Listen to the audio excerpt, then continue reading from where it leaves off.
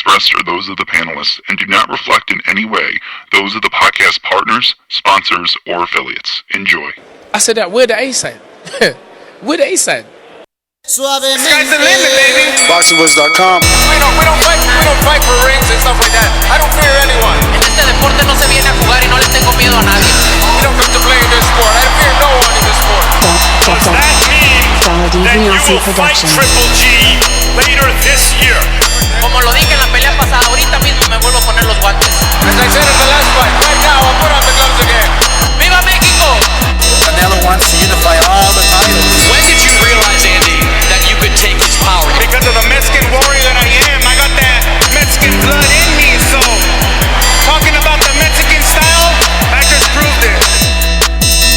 BoxingVoice.com. Ain't no other sight in the game to see the Boxing Voice. Welcome back, ladies and gentlemen. Welcome back to another edition of the Boxing Voice Radio. It is Flagship Thursday. I'm your host, Nestor Gibbs, and we are back with another one.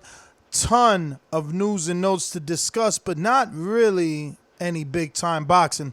But we'll be talking Andy Ruiz versus Anthony Joshua, the New York City press tour, and we'll review that, give you our takes on it, let you know what we thought. I was there personally for the New York City one, so I got to talk to Anthony Joshua, Andy Ruiz, and Eddie Hearn. It was actually a good day, even though it was a long day. I was there since like 12:45 p.m. till 6 p.m. this evening. That's why the show is actually late. So Abdel saying it's a miracle TBV is actually on time. We're actually an hour behind, fams, because I was in New York City traffic trying to get to New Jersey. But all in all, it was totally worth going to New York City and being at hand at the press conference. Got to get some good interviews. And, someone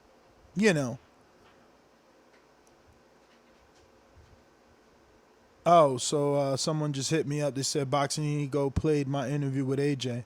Well, shout out to him, and thanks for the support. If you're just tuning into the live stream, don't forget to hit that thumbs up button as it helps with the visibility of the show. So we got a lot to discuss, but I guess the biggest news is, the AJ press conference, Ruiz.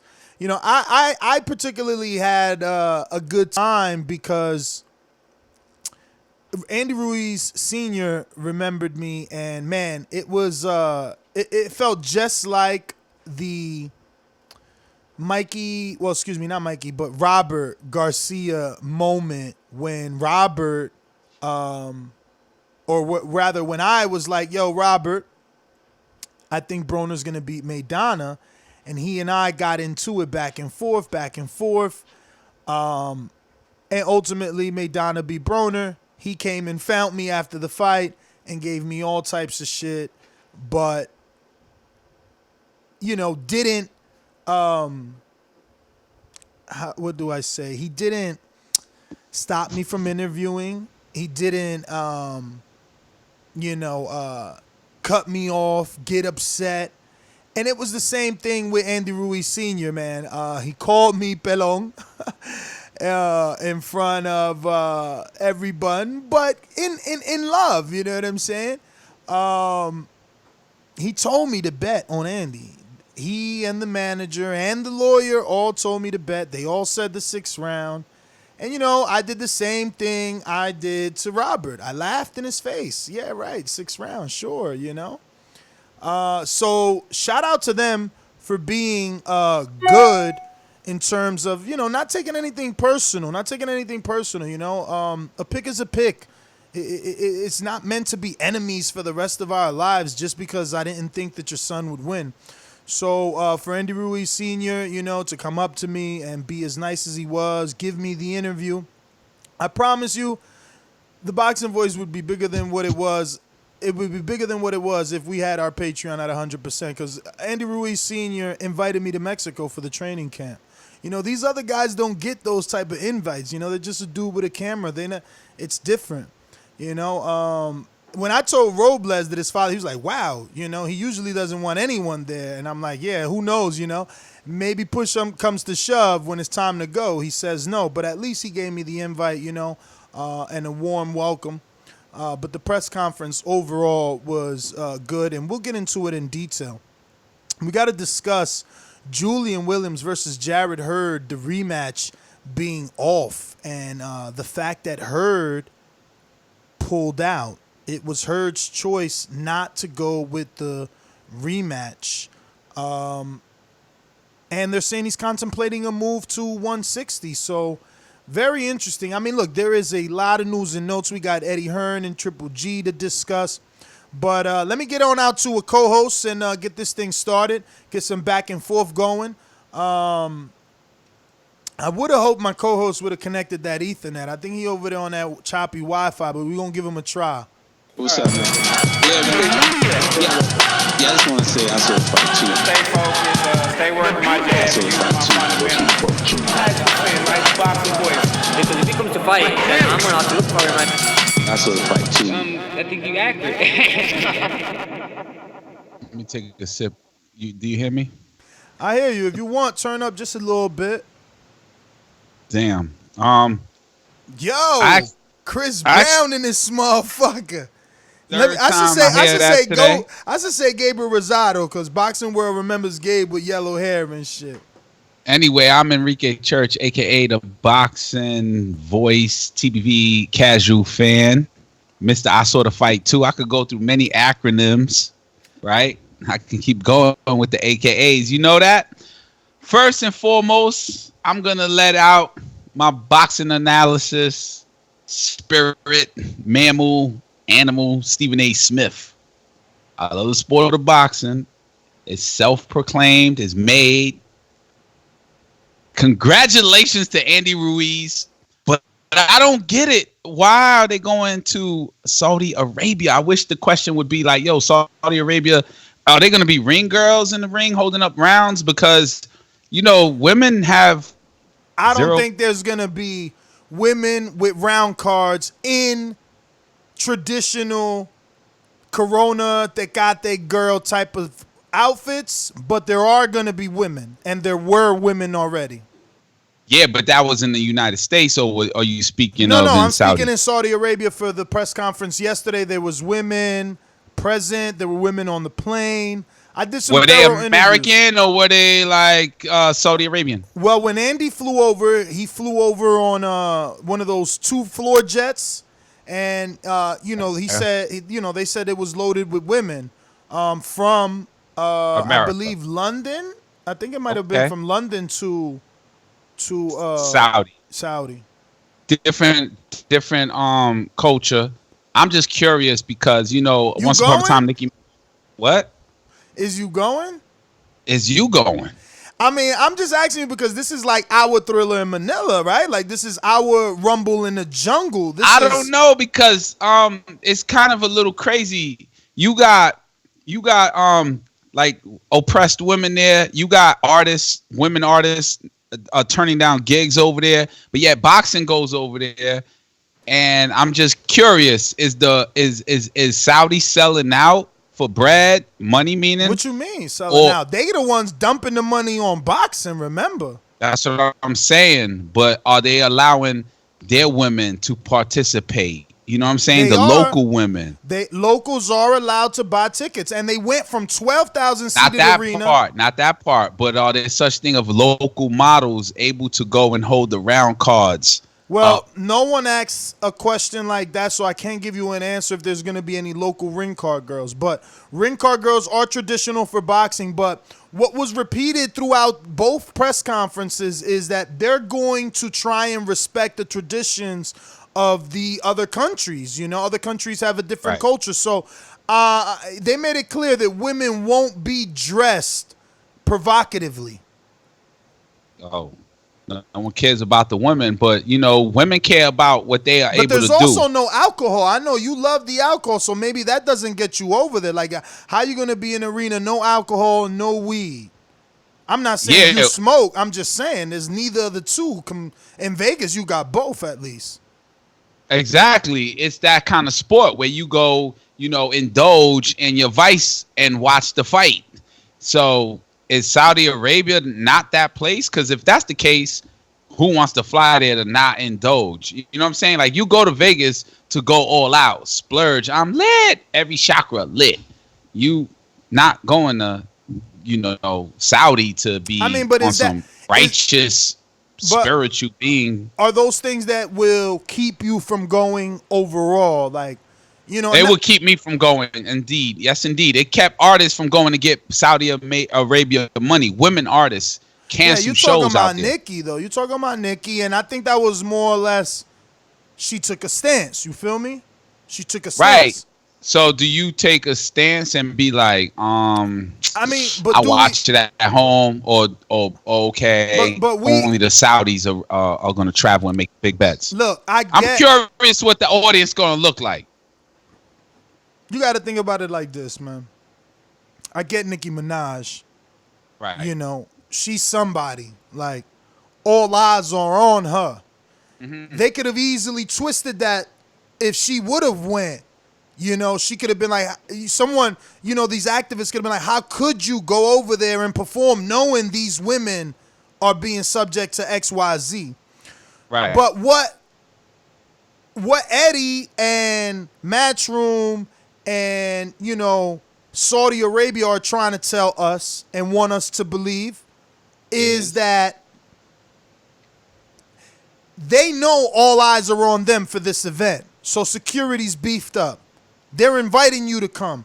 They got hundreds of events, according to them, locally for tourist attractions. They're planning a bunch of stuff. A whole weekend. No, it's actually more than a weekend. They're doing stuff 4 weeks before and a couple of weeks after. Like, it's gonna be this whole thing, allegedly. And boxing is included.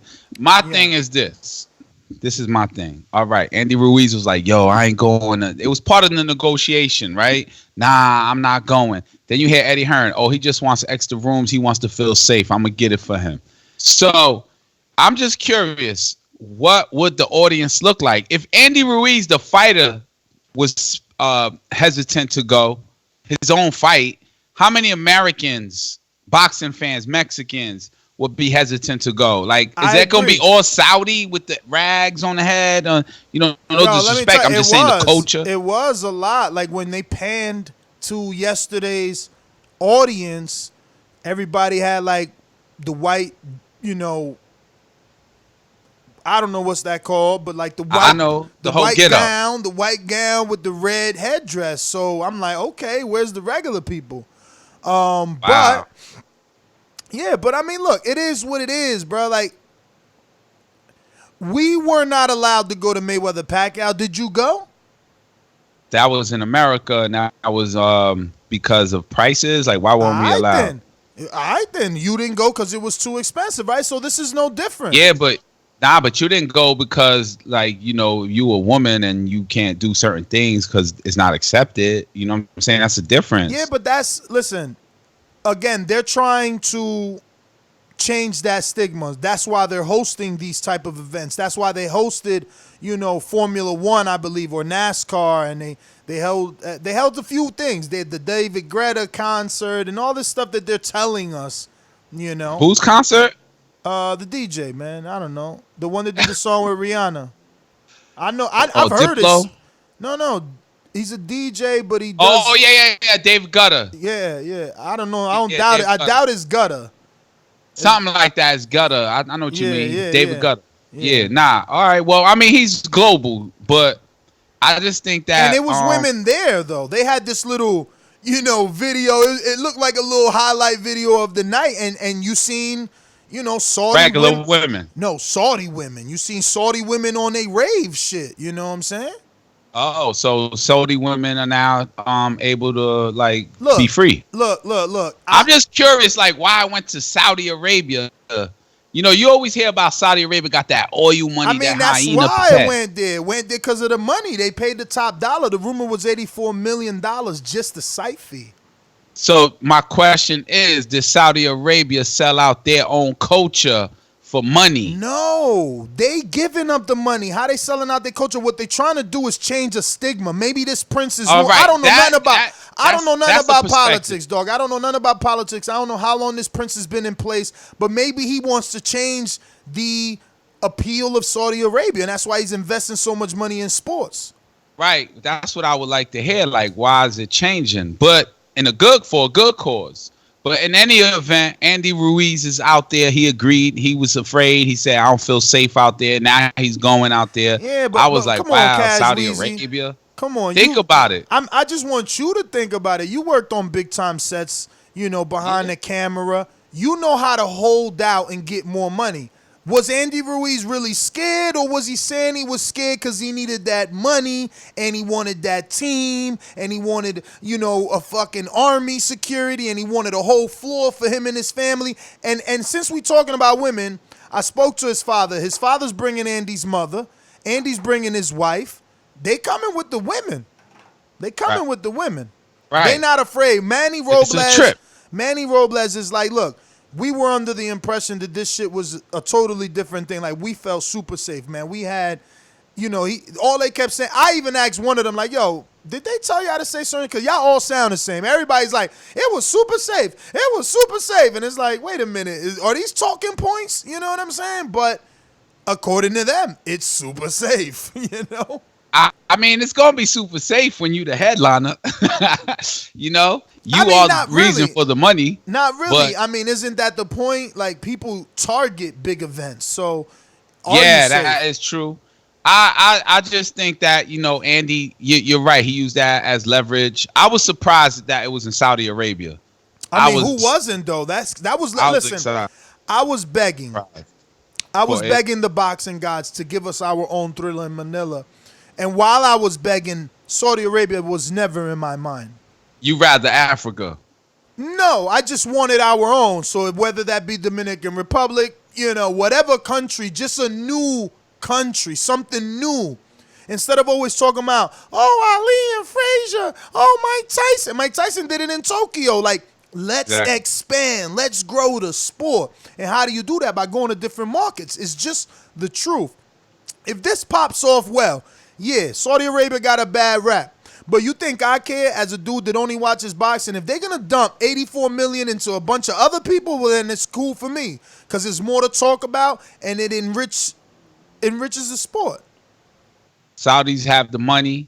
Andy Ruiz is going to fight. He wants to win, and so does Anthony Joshua. So I'm excited for this fight. There's a lot going on behind it. Like, the question is on AJ, did you feel the same thing at the audience, that the question and in the New York press conference that AJ had most of the pressure on him, or was the pressure mostly on Andy? I mean, listen, technically speaking, like, they both got the same amount of pressure. Why? Andy got to prove to all of us it wasn't a fluke. And AJ got to prove it wasn't a fluke. He said it's a lucky punch, right? So they both allegedly equally have pressure, but AJ still being pulled in so many different ways, bro. You don't even understand. Luckily, the years I'm putting in is starting to work. So I got this little band, and they took me to the round table, which is usually for writers. And even there, it was like a good 24 people that he had to deal with, and questions and media obligations and pictures. And in Saudi Arabia, he had to do promos. And I'm sure here he's got to do a promo because Andy, after the press conference, did basically a promo where he's walking from the press conference to the pizza shop in New York City, mobbed by the crowd. So, like, yeah, I think they both have obligations, but AJ is still the A side. He's the A side. He still dictated where the fight was taking place. We knew that after the loss. Yeah, we knew that after the loss. Yeah, so I'm just saying, yeah, he definitely has more stuff on his mind, more stuff on his plate. It's no different than the first fight, if not even bigger, because the fight is bigger, because it wasn't supposed to happen. So, yeah. It wasn't. It was supposed to be Deontay Wilder or Fury or someone like that. But my thing is like this. I saw the Max Kellerman and Stephen A. Smith interview with Andy Ruiz. And to me, Andy Ruiz looked a little bigger. I don't know. Maybe I'm wrong. He looked a little bigger, like he's doing a little too much. And, you know, over the weekend, during the Lomachenko festivities, I heard Andre Ward and Timothy Bradley going back and forth all over YouTube speaking about it will show at the fight what you did not do in the gym. So, yeah, I mean, I spoke to basing Andy, his bro. body and basing on, we can't go by bodies anymore because, you know, Andy Ruiz proved that wrong. But Andy Ruiz is looking a little too comfortable to me right now. A little too confident and a little too comfortable. I spoke to Andy because I know that's what everybody has on their mind. Is he training? He's living the life. He out here spending money. And he said pizzeria. He got mobbed on his way to the pizzeria. No, but it was set up, though. It was set up. We were already waiting for him to come out. We know he's coming out. We know the press conference is over. We know that's his limousine, Sprinter van, whatever. So, boom. Did he really go get pizza?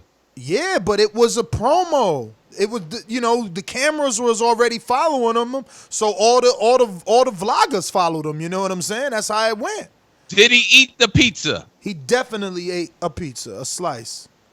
Slice. He offered me one. I'm contemplating whether I should title my interview because, you know, he offered me a pizza and I'm like, nah. He's like, nah, take one. I'm like, all right, fuck it. The champ offered me a pizza. I got to take it. Then I was like, nah, I don't want it. That shit was too wet. Like, yo, when he took a bite, Enrique, I'm like, yo, Andy, watch out, champ, because a whole fucking glob of cheese sauce and everything. I'm like, nah, I don't want one, champ. I'm good. You know what I'm saying? And then I thought about it, like, fuck, on the way home, I'm all in the Holland Tunnel, like, man, you should have took that shit, man. The heavyweight champ offered you a slice. You could have put that on camera. You know what I'm saying? We got to grow the brand. Camera. We got to grow the brand. But I was solo, man. I was solo. You know, I don't think that works, man. That whole Snicker promotion with no endorsement. I know I'm cutting you off a lot, but you just triggering a lot of things. So you said the whole Snicker thing, right? So I said, champ, what's up, Snicker? Yo, he's like, nah, no more Snickers, M&M. I think because Snickers ain't pay that money, fuck them Snickers now. It's all about M&Ms. Nah, but it was like a whole promo before the first fight. Yeah. Snickers. Yeah. Boom. And you know, any athlete would be like, what? Snickers? Or any nutritionist would be like, what is wrong with you? Snickers? You know, what's our dude named Chris Algieri would be like, Snickers? You know what I'm saying? Now he going to pizza. He can't be the extra, what's it called? The supreme, you know, the whatever it is called that you could do whatever you want and still win. That can't happen with him. But on this time, I think he should be much more in tune with his body. Dog, this is what Andy wants, bro. I'm talking to him about this exact thing, and I'm like, champ, everybody's looking at you, and they talking about the jewelry. They see you eating sushi off naked women, you partying. And he's like, bro, people don't know what's going on. You see what I want you to see. That's what I want y'all to think. I want them. I saw his body today on Stephen A. Smith with Max Kellerman. His body is not what he wants us to see. He wants us to see something better than that. He weighed 267 for his fight, right? And he just won the unified heavyweight championship of the world, and it was a Cinderella Rocky story. So if he gained 20 pounds, dog, ain't nothing. My man said he coming in at 255 for fight night. That's all that matter. That's all that matters. So that's 14 pounds lighter. That's what he's claiming. He wants to come in at 255. What was during the fight? Fight night, he was 267, but this time he wants to come in at 255. Now, what was another AJ's thing? Another energy misconception. Like? Another misconception. Oh, Andy out here spending that little check on the jewelry. Okay. He out here buying cars. Okay. He bought that mansion. He ain't got no more money. I hope he paid for the note up front. Yo, when people, hey, Enrique, you've been going for so long, but the hate is so real. I believe it. It ain't even for Andy. It's just in general. Like, people don't want to see you win, bro. As soon as he said, I'm not going to Saudi Arabia, people was like, I hope he ain't paid for that house yet. Like all of a sudden, the money was going to just disappear from the bank. But you know what he said? He said, yo, and not only him, someone else confirmed this in an earlier interview. Then I went back to Andy to reconfirm from the source, right? But, like, someone in his team was like, bro, that shit is sponsored. They gave him that shit. He said, what you think happens when you become the heavyweight champ of the world? Everybody giving you shit. Exactly. Clothes, houses, jewelry. Cars, he got jewelry. that chain. He got that chain and a few others. You know what I'm saying? So yeah, that's dope. That's dope. Free jewelry? Sheesh. Exactly. So now from the B side to the A side, AJ's energy though, what's that like? Yo, he's the one that lost. AJ's energy is good. I think he was humbled for sure. Like, humbled? Yeah, like he gave New York City time this time. Like anger. He gave New York City time. He sat down. You know what I'm saying? He ain't have none of them bodyguards. It was just him and his man. Now, I don't know if after the press conference, the normal matchroom security guards like Neil and all them dudes was around, but I promise you, I did not see Neil in the building. I was there from 12:45 till 6 o'clock. I waited till Anthony Joshua left. I walked out with Ruiz. I walked to the pizza spot with Ruiz until he got in his limo Sprinter, and then I went to my parking lot. I didn't see no security for AJ, and there damn sure was no. You know the security for Ruiz? His father, Emmanuel Robles. That's it, bruh. Right. And then there was like one. But only the boxing public. Guy. Was there more than just the boxing public chasing Andy Ruiz when he stepped out of? Hell yeah. But we had a lot of casuals, and I was telling my girl this. I'm like, yo, and I should ask you because you on these video shoots, you shut down New York City streets doing the show, so you probably see these innocent bystanders. Like, why do they whip out their phone, come up to you, and say, hey, who's that? Like, why you about to take a picture of a motherfucker you don't even know? Why you even care about who's that if you don't know him, but you ready to take pictures or videos? It's like, it was so many phony people in the crowd. Like, oh, who's that? Andy Ruiz, the soccer player? I was about to shit my pants, bro. Somebody said Andy Ruiz, the soccer player. I don't even know there's an Andy Ruiz soccer player. I didn't know that. That big, especially. What soccer player look that big? Yo, that's a beautiful point. What soccer player is as big as Andy Ruiz? Like, bruh, they was crazy out there, bruh. They was crazy out there. Well, you know, those are the people that just like do it for the gram. That's the phrase, right? Do it for the gram. They just out there for the gram. Yeah. They ain't getting no money, nothing. It was a lot. A lot of women, too. A lot of women. I wonder how his family is handling it. I mean, a lot of women. For Ruiz or for AJ? Well, again, AJ ain't walked the streets of New York, so this is all Ruiz talk. So they were AJ was everything, bro. There was I got a good long video. There was like 4 UK women, and we was in Chinatown too. So where he walked off for the press conference. It wasn't open to the public first off. So for there to be UK women all those blocks away from the press conference was either a coincidence or they followed, you know, someone on Instagram to find out where the location was and what was going on, because I didn't even know Andy was going to go do this video in front of this pizzeria. Like, the dude that gave him the pizza is somebody semi-famous. I feel like I've seen him somewhere before. You like know, and maybe if you watch the video, now that I'm thinking about it, I feel like it's that same DJ that was at the Canelo. Remember our hype man DJ? The white guy with the blonde hair? Oh, yeah. He was the hype man. He was the hype man for both shows. You don't remember? Triple G. Yeah. He was what? He's from Los Angeles. Bro, I don't know his name. I think that was him. Because he didn't recognize you. Because at first I thought he was the owner of the pizzeria, but then he was like, "Yeah, I'm here with the champ and the pizza, and where are we?" And he looks back and he's got to read the sign. So I'm like, "All right, he's not the owner." So I don't know, but it was still good, man. Andy definitely got mobbed, but there was definitely a lot of that. Who's that? Oh, that's Andy Ruiz. Oh, that's the champ. And you know, so it's like awareness, and you can watch it on my video grow. Like, you can watch the crowd go from small to beastie. I'm like, whoa, she stopped traffic on him. Like, I don't know if she was the zone or whoever was in charge of shooting that shoot, you know, the director, but she stopped the traffic with no cops, like, stop, you know, and then you can hear her. I heard, you know, I'm an eavesdropper, so I hear her talking to, because 2 white women, she's white and the other one was white, and they're like shooting these questions at Andy as he's walking the streets, like, you know, for B-roll footage and audio.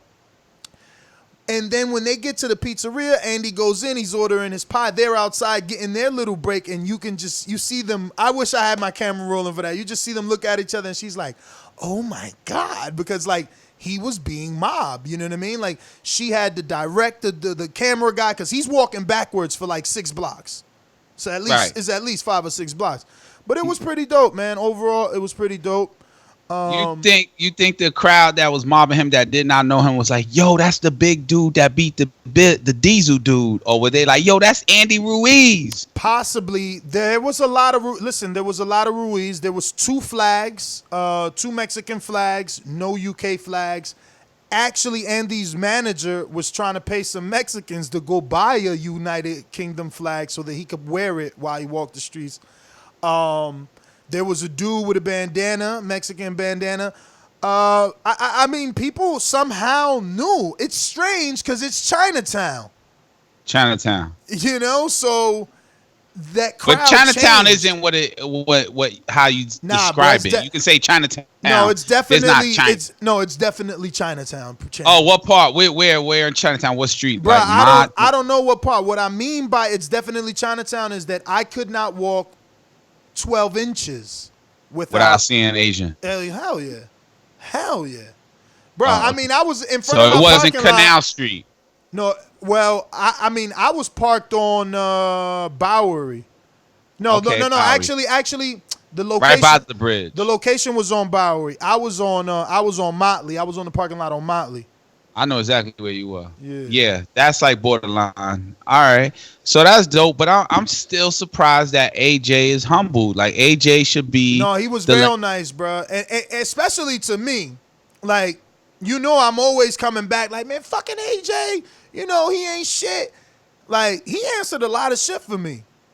A lot. Well, and for everybody, I think. For everybody, he gave people time. And that's why I say humbled, right? Because in the past, he didn't have time. And in the past, when they would tell him cut it was cut it, bruh. And this time, he like, nah, I got time. And he answered more. And even as he's getting up, usually they pull him away. And he's like, man, I can't. You know what I mean? Nah, he was answering people's question as he was walking away. Definitely.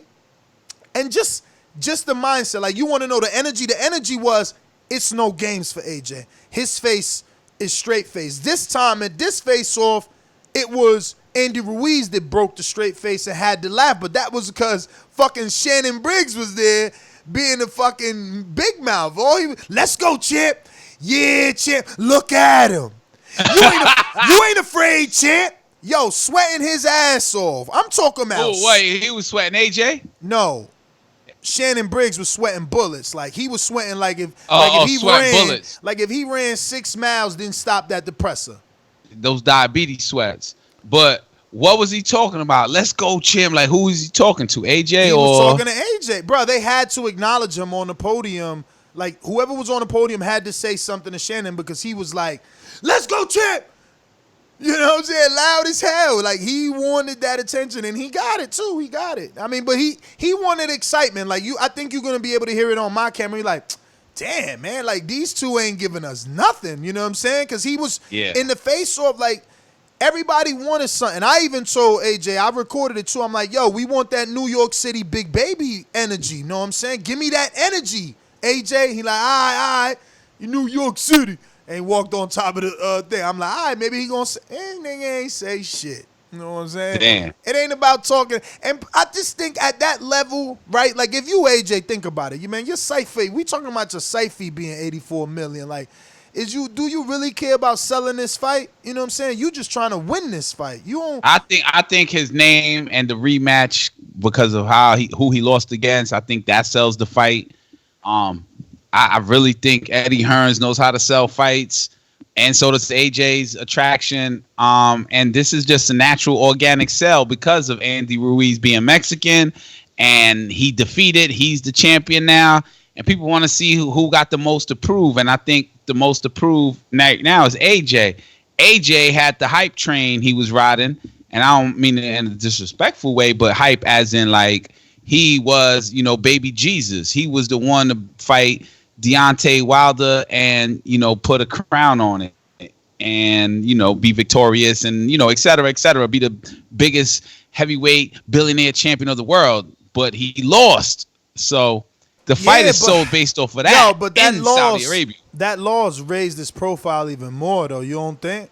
Yeah, because of who he lost against. He didn't lose against a dude that was built. You know, he didn't lose against Deontay Wilder, where it was like 50-50. There was no chance for Andy Ruiz. Andy Ruiz is eating Snicker bars and out of shape, you know, as a fighter, but skill set. So there, and he beat. So, and I mean beat as in a way of like defeated clearly AJ. So that sold the fight on me. I actually missed the live fight, came home, DVR'd it, turned my television on and was listening to the post with Clarissa Shields. And everything she was saying, I was like, what? AJ lost? No way. You know, it was one of those things. And bruh, you should have been here. Did you see our video? Oh, my God, bruh. Bruh, we never thought that was going to happen. No one would think that would happen. Never. So, Andy Ruiz knows that people didn't think he was going to win. Exactly. So now he has that. He uses that. He's like, yo, it just took all this hard work. And, you know, nobody ever believed in me. So right now he doesn't care about who believes. Negative. See, for him, he knows y'all still don't believe. He knows y'all still don't believe. And I say y'all because I'm betting on him this time. Fuck that. I can't be dumb twice. You know what I'm saying? But listen, let's move on to the next topic. You've been going for a minute. So I don't even know if you watched the Jullian Williams versus Jarrett Hurd first fight. I did see that fight, and Hurd lost. And now part 2 was supposed to happen, and now that's not happening. Why?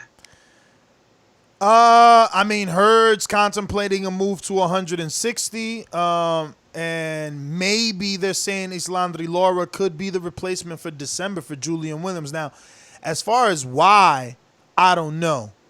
The last thing we heard from Stephen Edwards, the trainer of Jullian Williams, and from Jullian Williams himself on his own social media, is that they were not fighting anyone who wasn't signing up for VADA. And, you know, then there was more social media posts about, you know, dragging their feet to VADA. So I see Brandon, who's usually very on point, saying VADA happened. I don't know if he's being sarcastic, meaning when you saying, yo, what happened? He's saying VADA happened, meaning Hurd didn't want to do VADA, or meaning VADA happened, Hurd did sign up for VADA. But I'm thinking that's what happened. That VADA scared him away. But that is very, that's like not a cool accusation. But, you know, we never thought of Hurd like that. So it's also unfair. But with Jullian Williams putting that doubt in the air, you know, saying now I'm the A side. None of y'all fighting me without X amount of days on VADA. Y'all won't be cycling off on me. And then he signs the rematch, and then he's like, yo, why they dragging their feet on the VADA?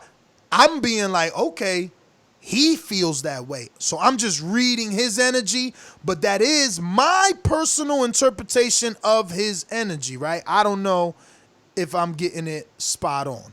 I mean, it's fair. It's fair. If I say, yo, take a drug test and you drag, I'm going to be like, well, what, you dirty? Like, what's the hesitation about? So it's a fair interpretation. I don't know much about Jullian Williams except that he beat Hurd. Same way I don't know much about Hurd. Like Hurd, he didn't look like there was talk about Hurd versus a Charlo, and I was like, I don't know if Hurd could take a Charlo, you know, and then, you know, Jullian Williams. So who knows, you know, just like Tevin Farmer's out there versus Gavante. And I'm like, I think Gavante might win. But that's me just because I'm casual and I go by who wins most impressively. Jarrett Hurd never won impressively to me. You know, he didn't look like threats to the other fighters as a Charlo did, knocking out what's our man Hammer, Luke Erickson Lubin. So yeah, that's how I feel about that fight. So yeah, 160. Where does he go? He fights Lara, you saying? Or Williams no, fights Lara? they're saying Williams could Lara could replace and fill in the fight to fight Williams.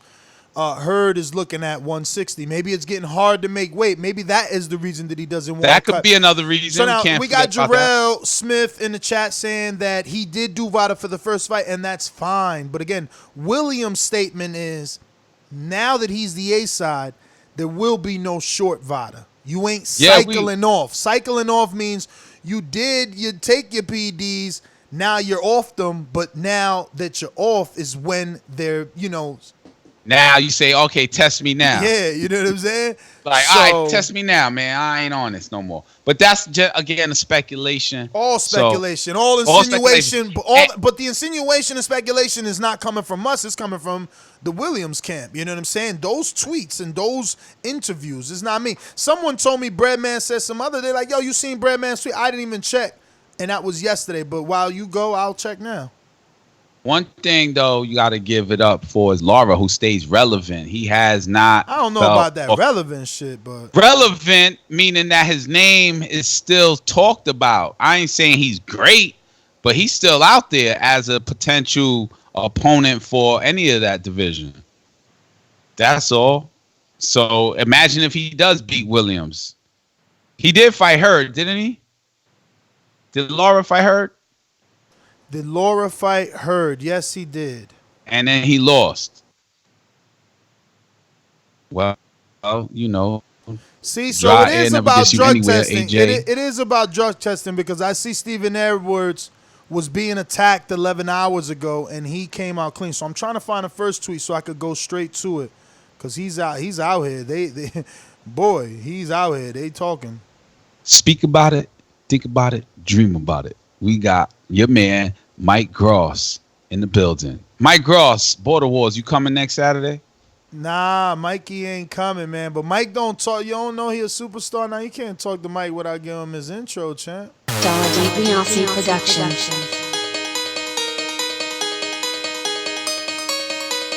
I speak it, believe it, receive it. Speak it, believe it, receive it. BoxingVoice.com. So when I stop him, y'all gonna say he was too weak. On my mic, he stayed out before he said it. A man stand up for what he believe in, and when you stand up for what you believe in, you accept whatever consequences come behind it. BoxingVoice.com.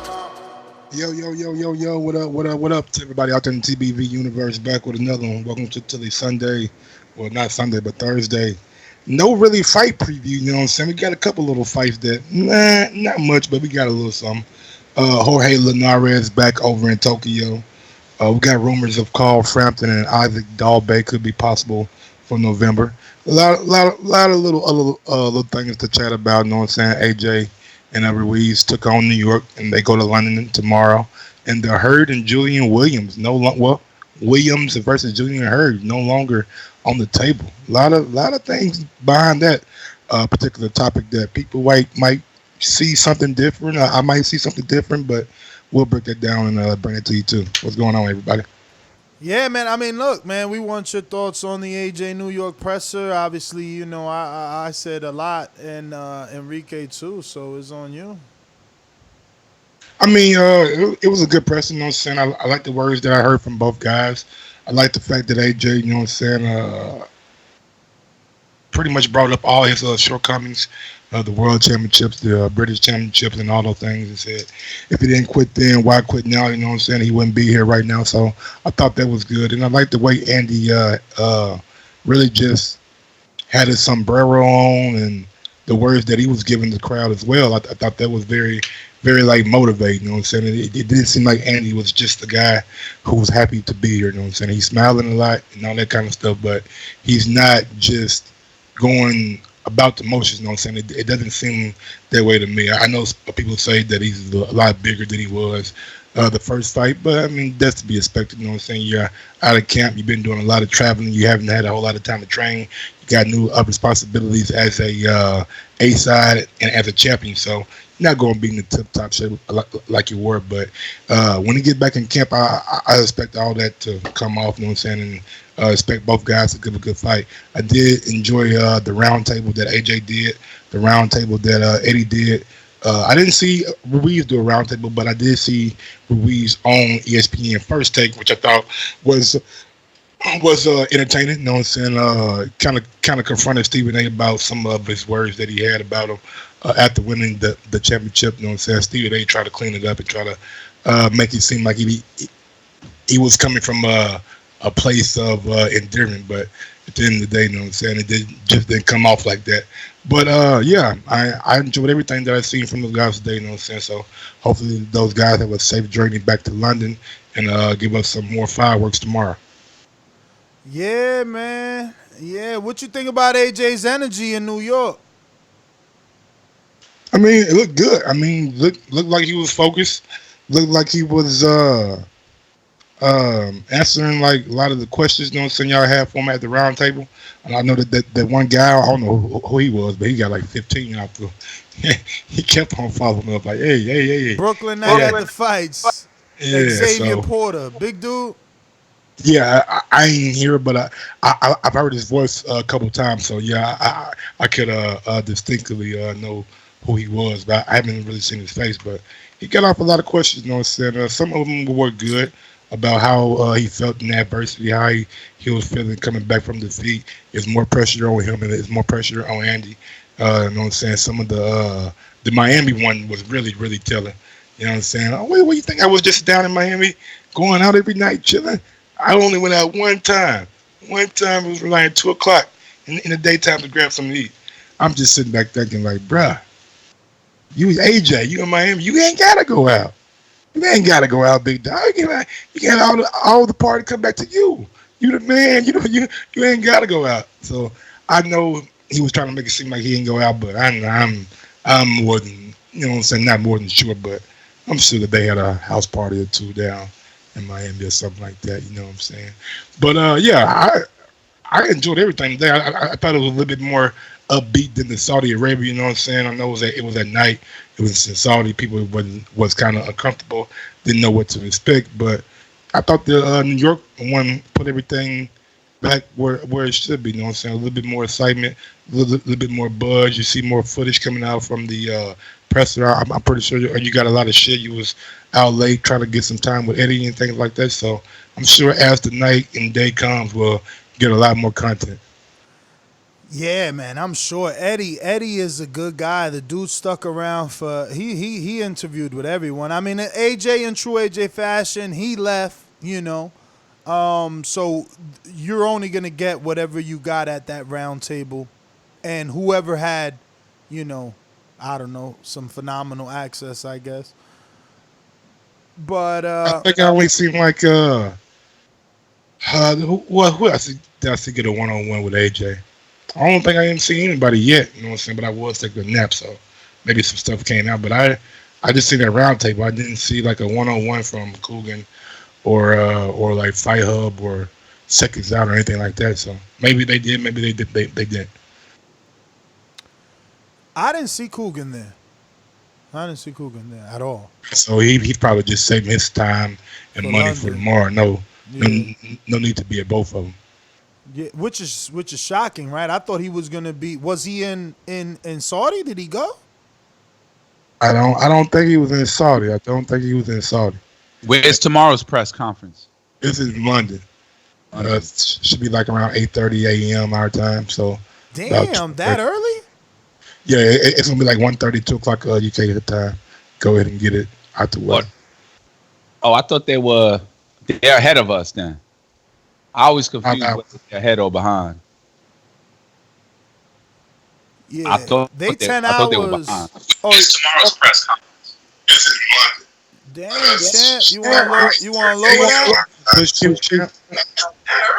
that? Yo, where's all that echo? Somebody got playback on? You got an echo, bro. The phone was on, all right? I stay watching. That's your man's and Yo, whose man's is that? Reek. Well, no, I gotta say that. Whose man is this? Looking like Johnny Bravo. Yo, this shit work, bro. This shit work. Change your life. Change your life real quick. Check it. I'm gonna keep it G with you. Shit look fresh, dog. Thank you. All right.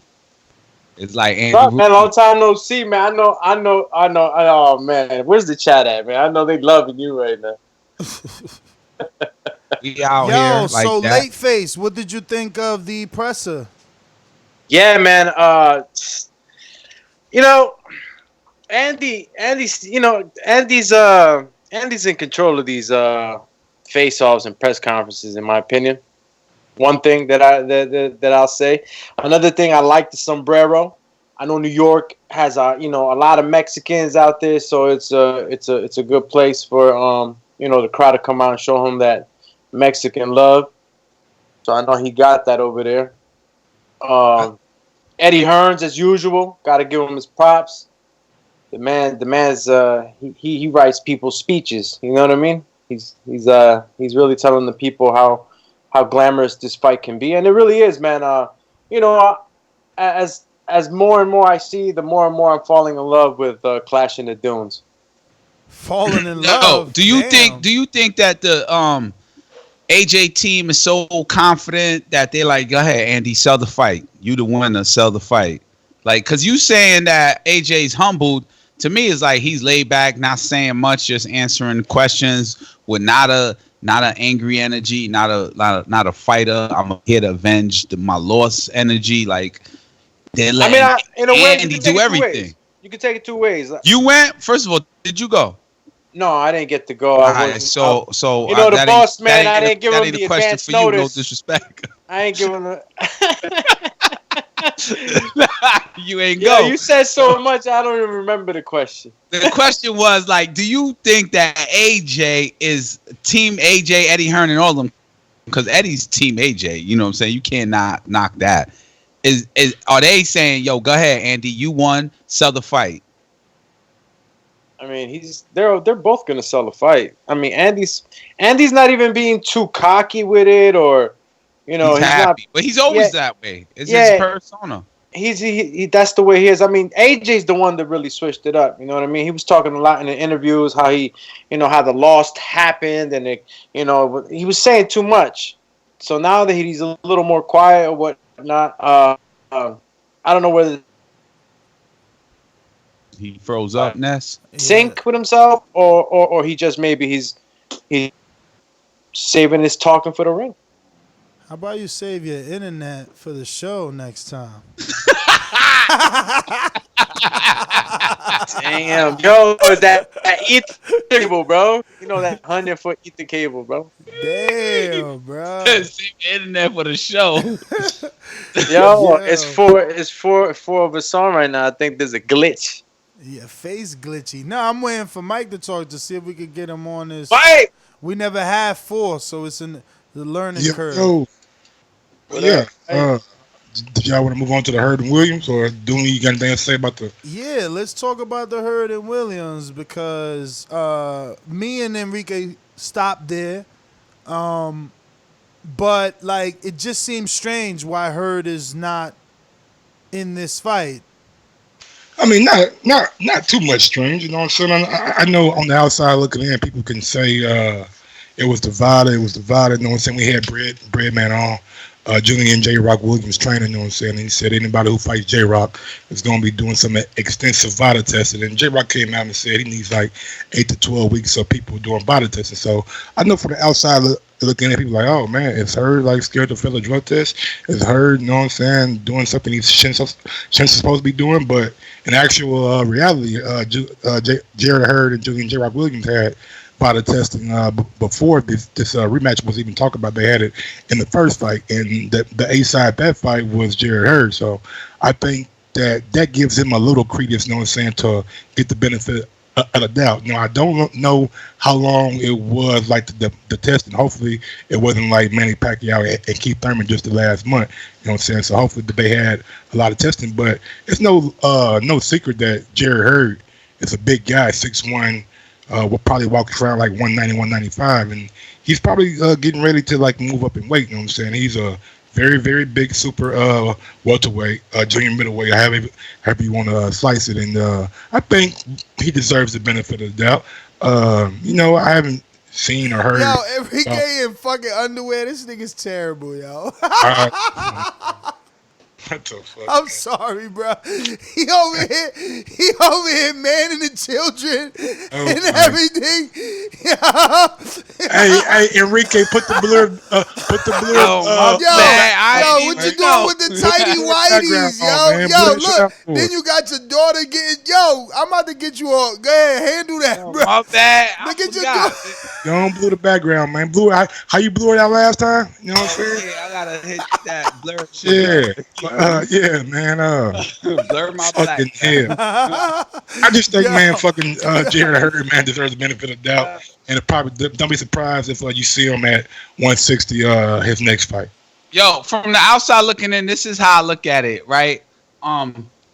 You on the undercard of the biggest fight, you know what I'm saying, of the world right now, inside of freaking with Saudi Arabia, and you don't want to like meet up to the rules to fight.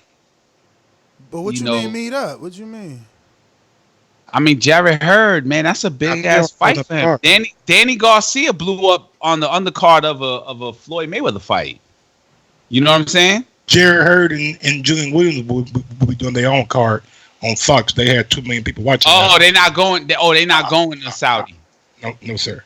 Oh, okay, thank you for that correction. I stand corrected. I thought that was what it's about. Why would you think they're going to Saudi? That's a whole different entity. Like I just thought it was like an undercard thing. I'm sorry, man. I lost. I lost connection to the undercard. True to his name. You know I've been gone. Yeah, man. Casual. You know what I'm saying?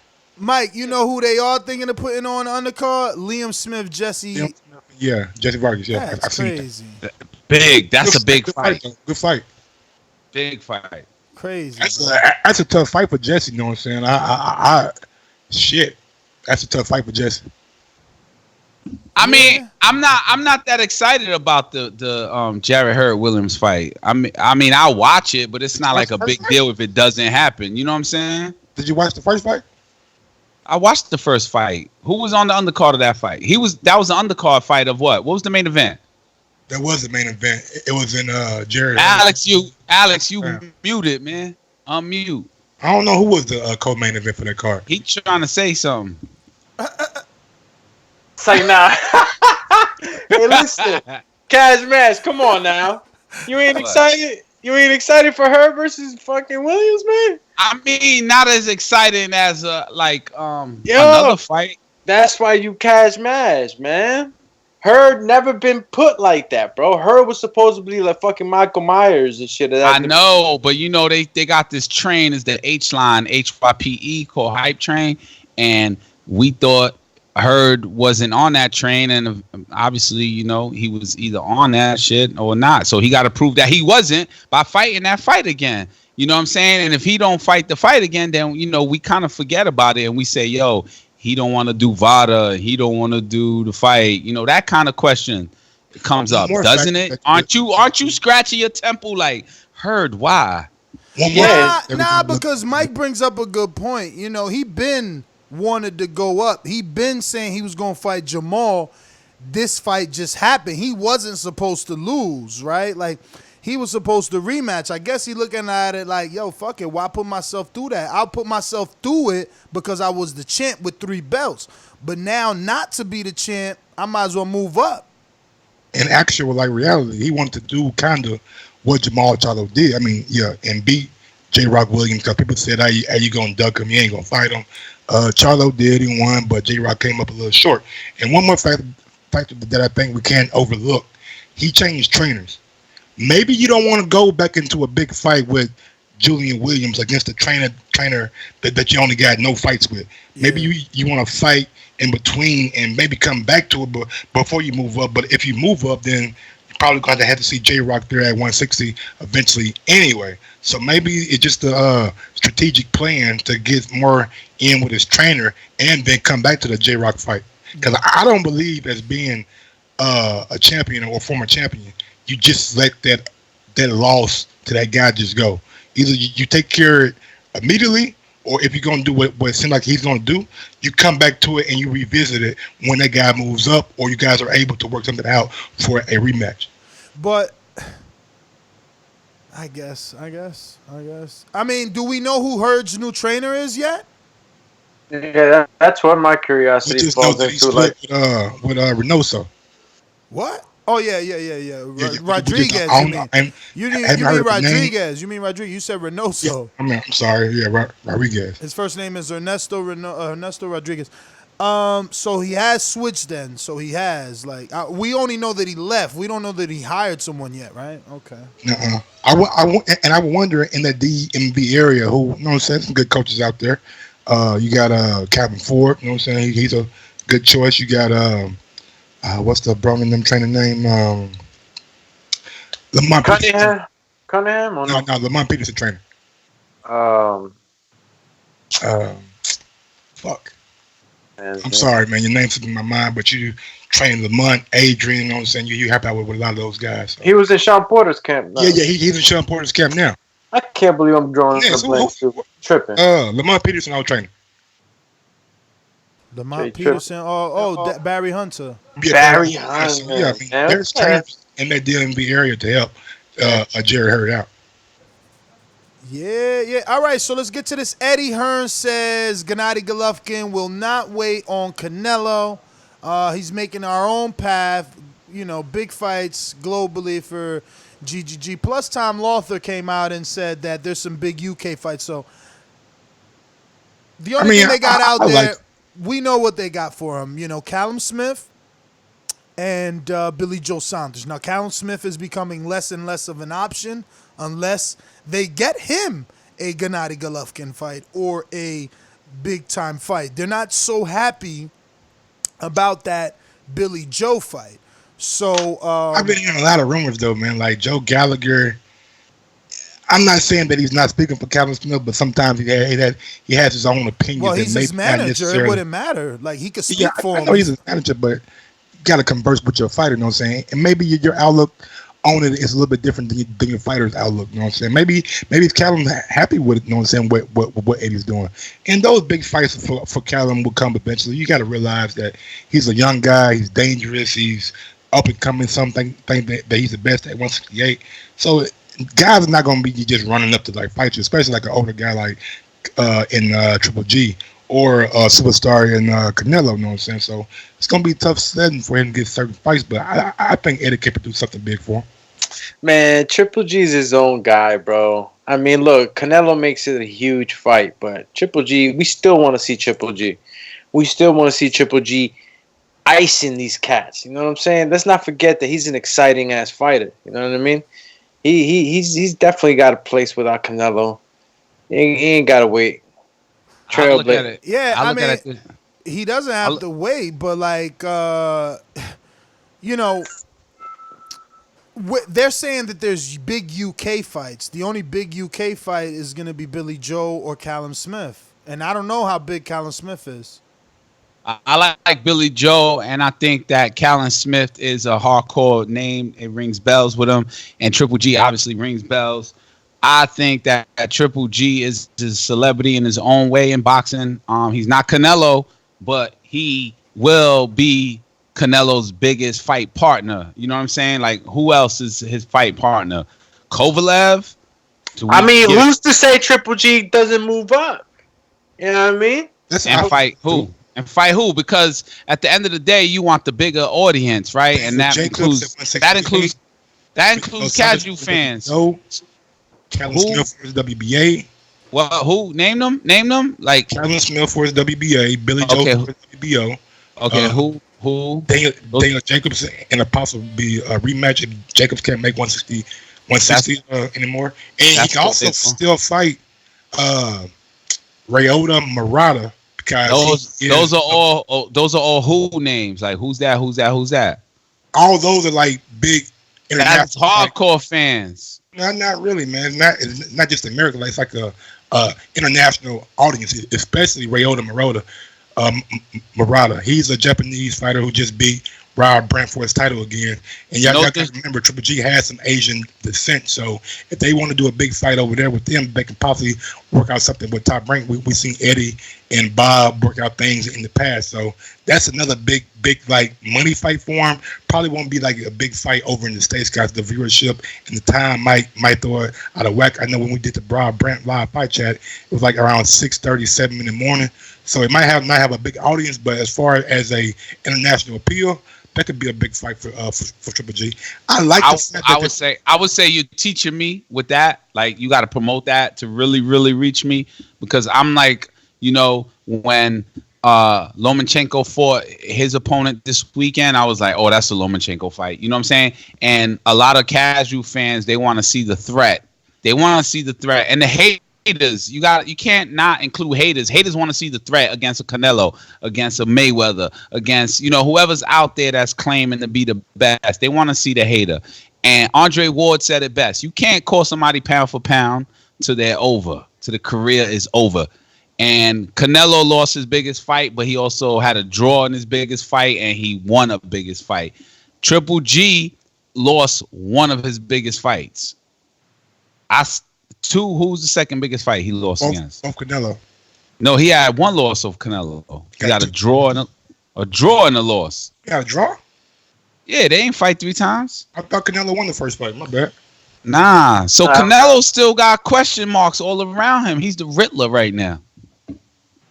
Damn, y'all ain't get that? The Riddler question marks? We get the old Batman movie, you know what I'm saying? That was whack. That was whack. It may go better with the older demographic. I thought Alex would get that out of everybody. Yeah, he said dip that in wax sauce, bro. Nah, but Triple G, man, they not doing him right on his promotion side. But he got that. Actually, they are. They are. I mean, he got that DAZN money. He living lavish. He got Derevchenko, you know what I'm saying? A guy who already lost. Oh, yeah. He got that Derevchenko fight. But that ain't an attractive fight, though. That's a hardcore fight. It's not attractive, but it's necessary if he wants to get that Canelo fight again. Canelo already told him, man, you got to go get a belt. And you got to really know Derevchenko's history to be like, yo, that's a good fight. I mean, it's not a good fight, but it's a necessary fight. I don't think... it is a necessary fight. Yeah, I don't think Derevchenko is going to hold up, you know what I'm saying, that well against Triple G. He didn't really look that confident in the presser, you know what I'm saying? So I think Triple G going to steamroll him. But I do think that Triple G is going to have to fight either Demetrius Andrade or Demetrius Andrade to get that Canelo fight again. Those are better. I would like to see a Triple G versus Demetrius Andrade or Charlo. You know what I'm saying? Andrade ain't getting no shot. Because... I overheard Eddie, somebody asked him, hey, what's up with Eddie? He's like, yo, man, he's the hardest man to get a fight.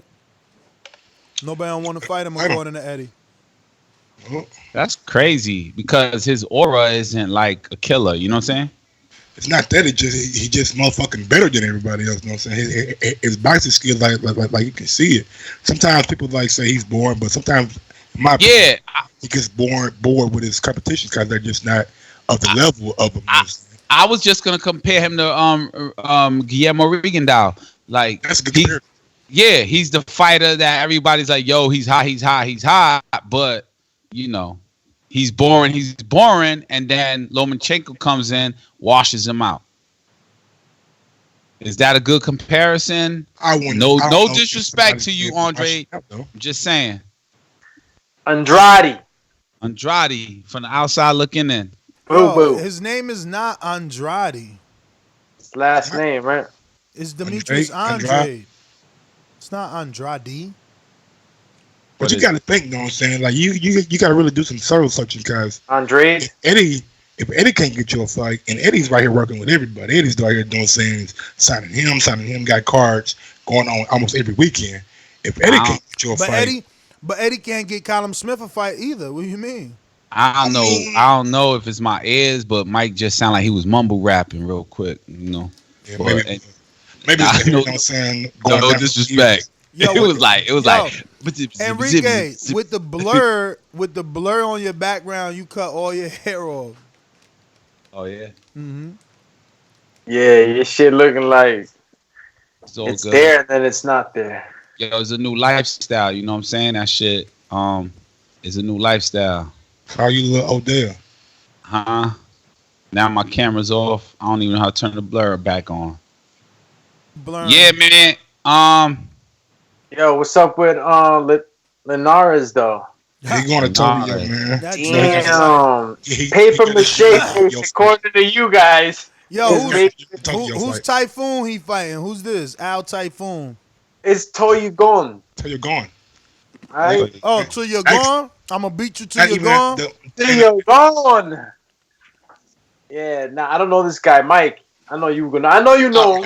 Bro, look here. It's one of these things that Linares does every year. He goes to Tokyo, get a bag, you know what I'm saying, fight somebody that they know that we don't know, you know what I'm saying, gets a good victory and comes back hotter than ever, you know what I'm saying. Oh, he's back. He's on fire. He's up to 140. He's going to be a difference maker. So I like Linares. I do like his boxing skills, boxing ability, his movement, his subtleness in the ring. Just a guy ain't got a chin and he get cut up a lot, man. Like, fucking hell. You know what I'm saying? He's just not going to be, in my opinion, a competitor or a real title contender at 140. 140. Yeah, man. Linares on his he's on his comeback trail, man. He's on his comeback trail. Yo, pardon me. I'm being lazy right now, but Linares did knock down Lomachenko, yes? Absolutely. Yeah, I remember in Madison Square Garden. Absolutely. That's the highlight of his career.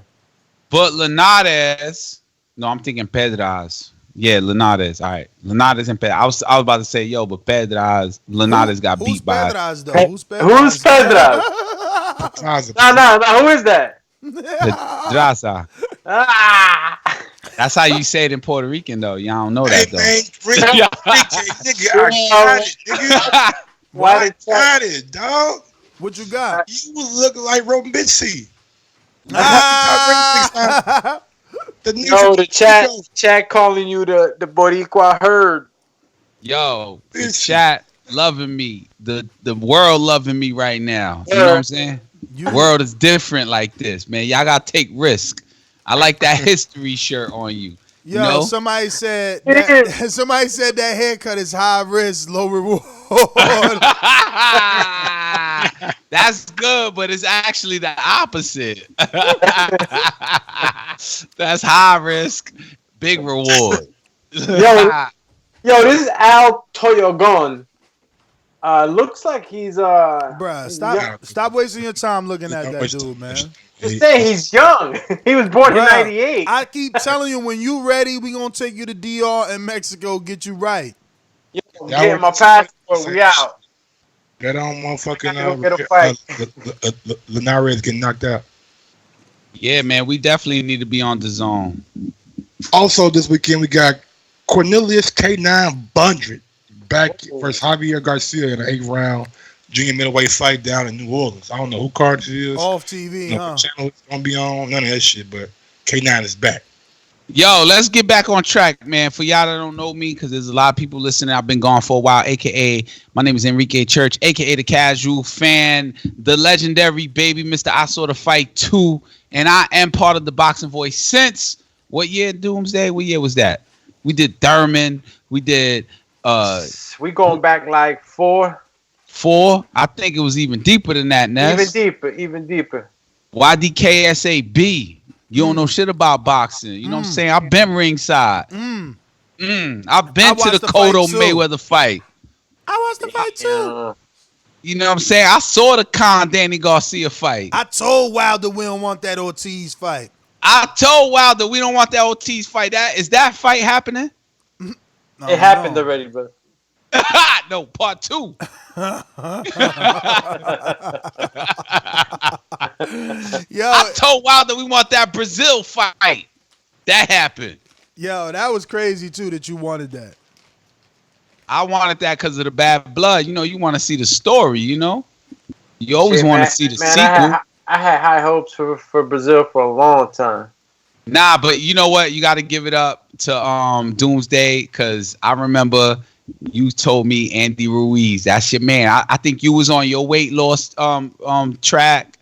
path, and then you were like, "Yo, Andy Ruiz, No, Andy don't Ruiz." give him no credit for that, bro. My man picks every underdog for the last 3 years. Yeah. Nah, but specifically, but I've been on. Andy You Ruiz. go back. Yeah, you go back on the shows. You'll see me. I've been making noise with Andy. You was sleeping on him. Yeah, he was. He was sleeping on the little chubby man. But now he the monster. Ain't no more Mr. Chubby. Yo. Also, last but not least, this weekend. My energy don't change. I told Andy, I said, yo, stop ghosting me, champ. He like, what you mean? I said, you ghosted me on Instagram. You was the people's champ. You came on when you wasn't a champ. If you don't come on, you ain't the people's champ no more.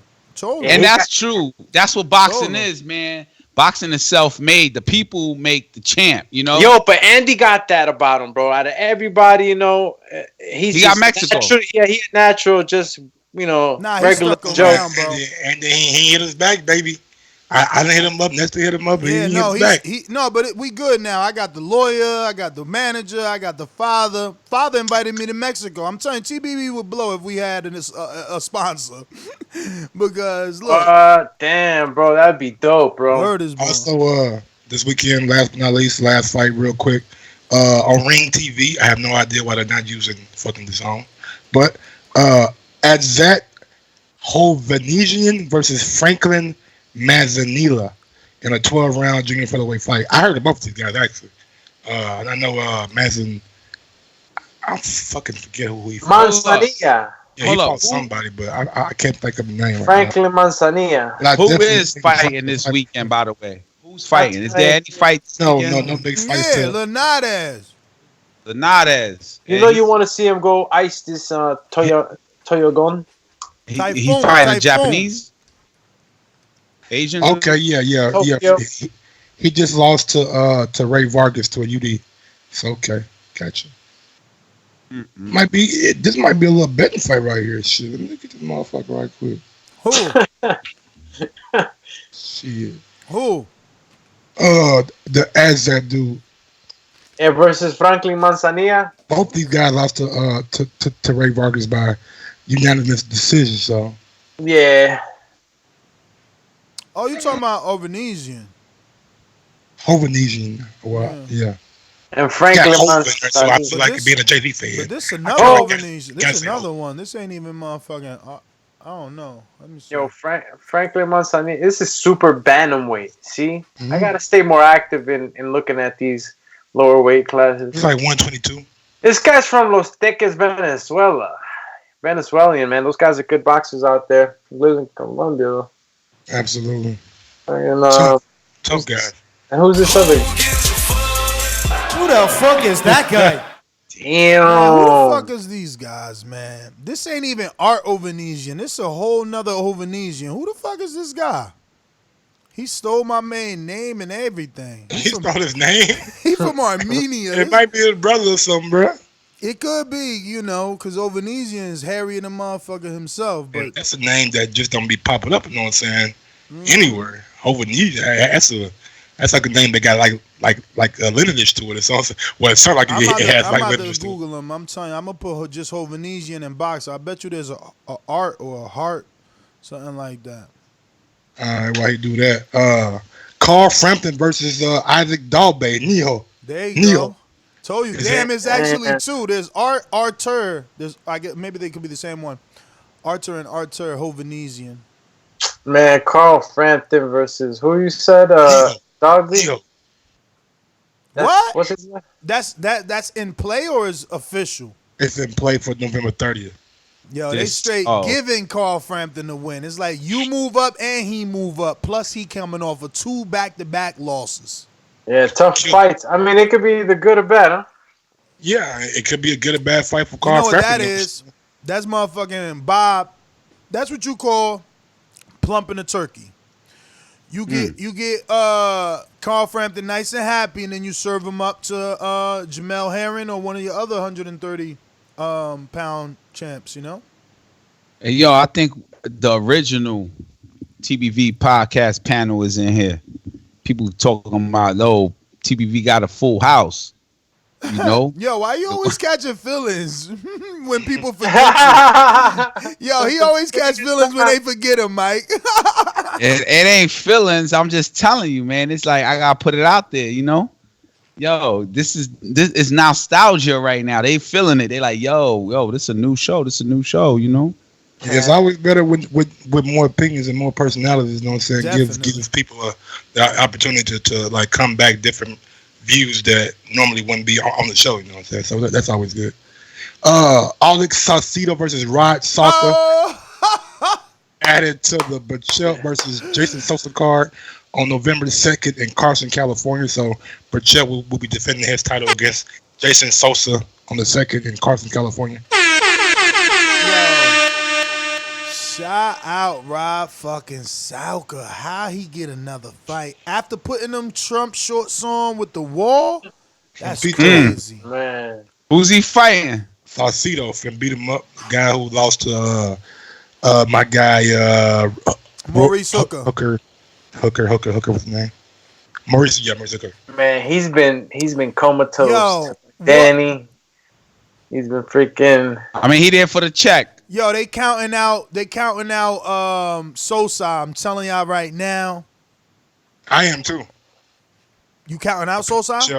Yeah, I think Berchelt should get rid of Sosa. You crazy, man. Miguel Berchelt is a alacrán. He is the fresher guy and stuff, but yo, Sosa looked good his last fight. He on that hunger shit, man. He said he broke again, like bruh. He need to work some and he invested mad money in Puerto Rico, and then that shit got hit with like 2 jammies. You know what I'm saying? Okay. Now it makes sense. He hungry right now, bro. You see, he came back. He stopped my man, Rodell or Cordell Rhodes, Lydell Rhodes, something like that, right? Yeah. He stopped Rhodes, Lydell Rhodes. My man had 3. He also got robbed against Gamboa too a couple fights ago. Yeah, and Gamboa about to get that title shot. That's all I was about to say. Speaking about Gamboa, is Gamboa fighting Crawford? That's what you want to talk about. We got Gamboa. He rematching Crawford 5-6 minutes again? Nah. Oh, hold on. It was Gervonta on the undercard. Yeah, I knew that was gonna get your attention. That Gervonta versus Gamboa. That's a casual enough fight for you. Yeah, but you could easy pick him with that one. Oh yeah, I know. Gamboa by stoppage. Gamboa won't stop. I mean, he the bigger man. He been at 35 for like 3 years now. Yo, that's a good fight then, because Gervonta is 130, right?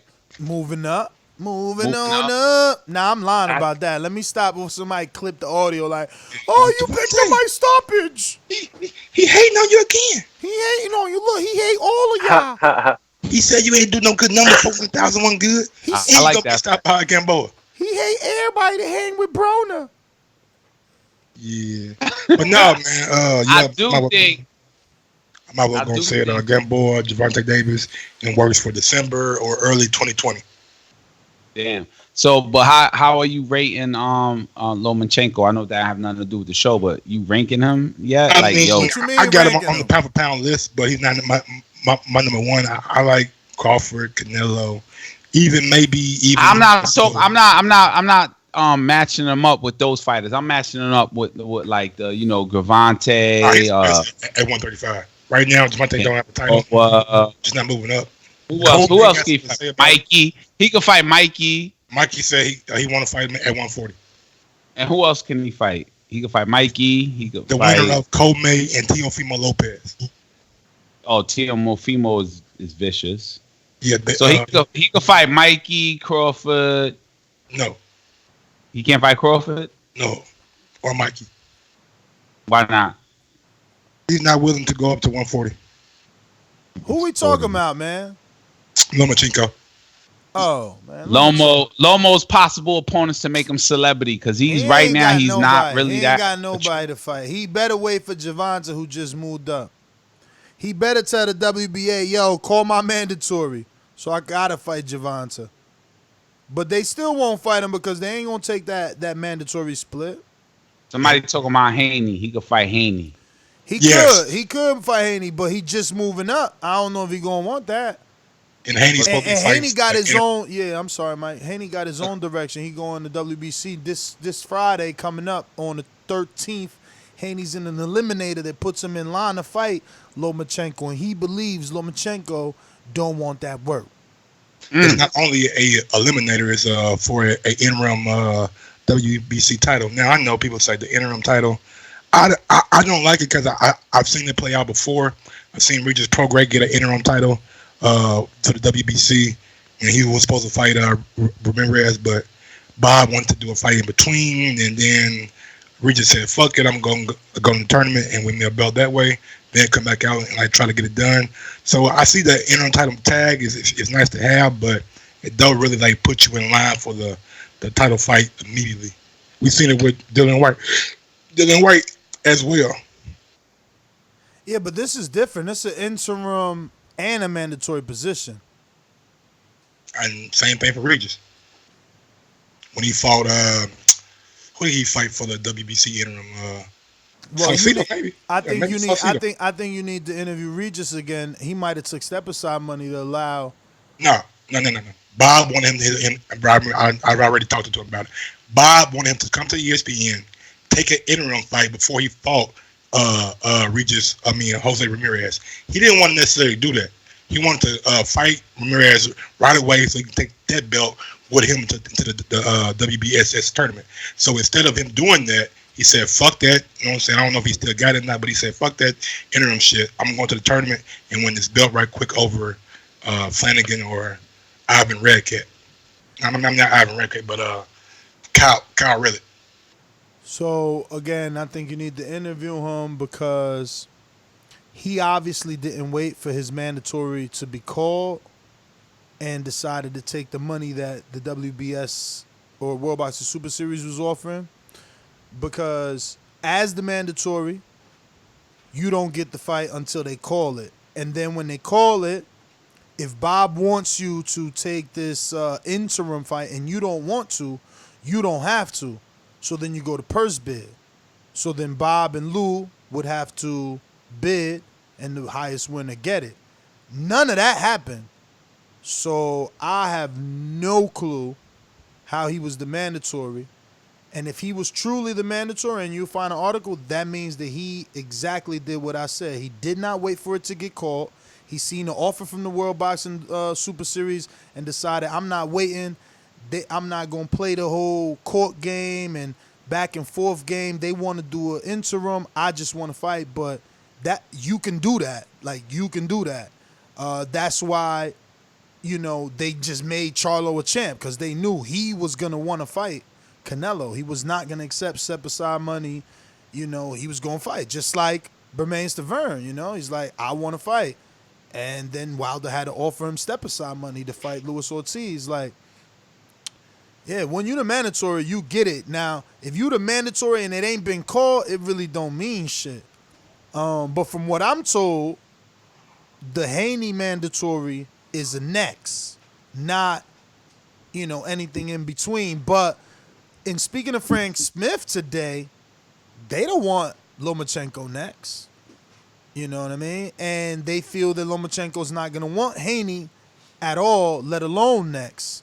They feel Lomachenko is going to do something a little easier and then wait on the Teofimo.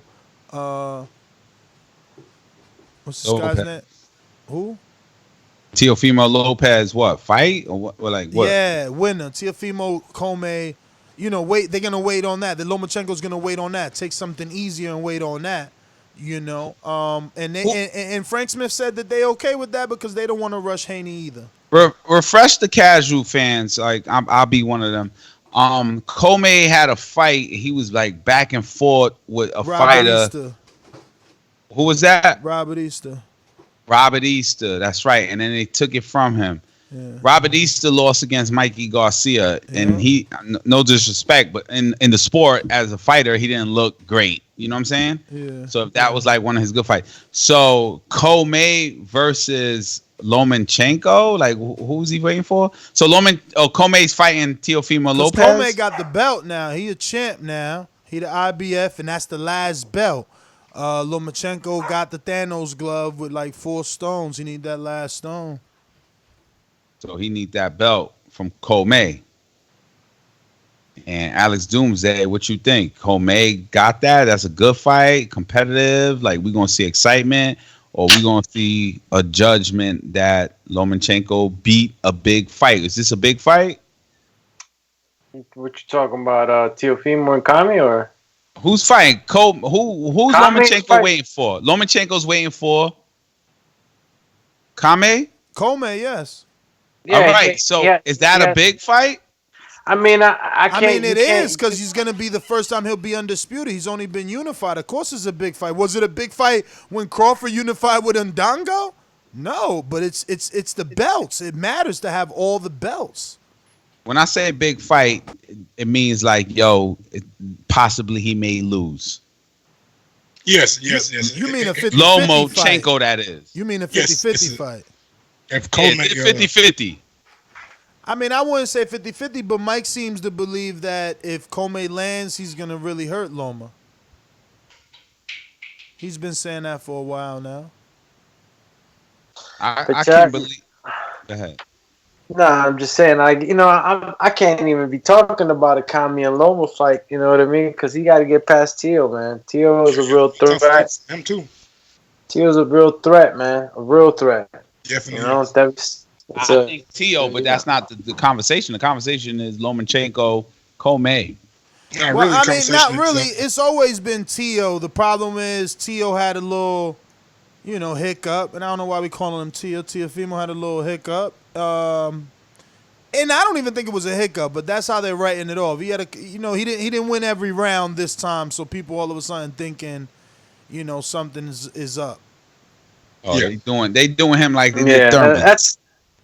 They just judging him too harsh, you know what I'm saying? Because he fought a Japanese guy that nobody knew. But I tell people that all the time, just because you don't know him, don't mean shit. Motherfuckers can fight no matter where they come from, know what walk of life, you know what I'm saying? If a nigga got dog in him, he going to have dog in him no matter where you from. So, and the Japanese dude had dog in him, you know what I'm saying? He wasn't here to lay down.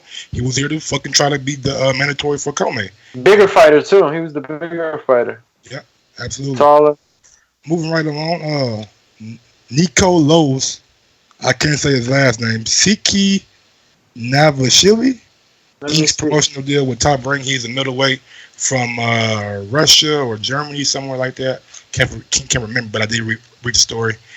Top Rank. He's 4-0 with 3 KOs. So hopefully we get to see him on a Top Rank undercard pretty soon. Top Rank is not playing. They signed some other kid the other day. Azat Hovhannisyan. They signed Azat Hovhannisyan, the one who beat Derek Chisora a couple years back in Monte Carlo.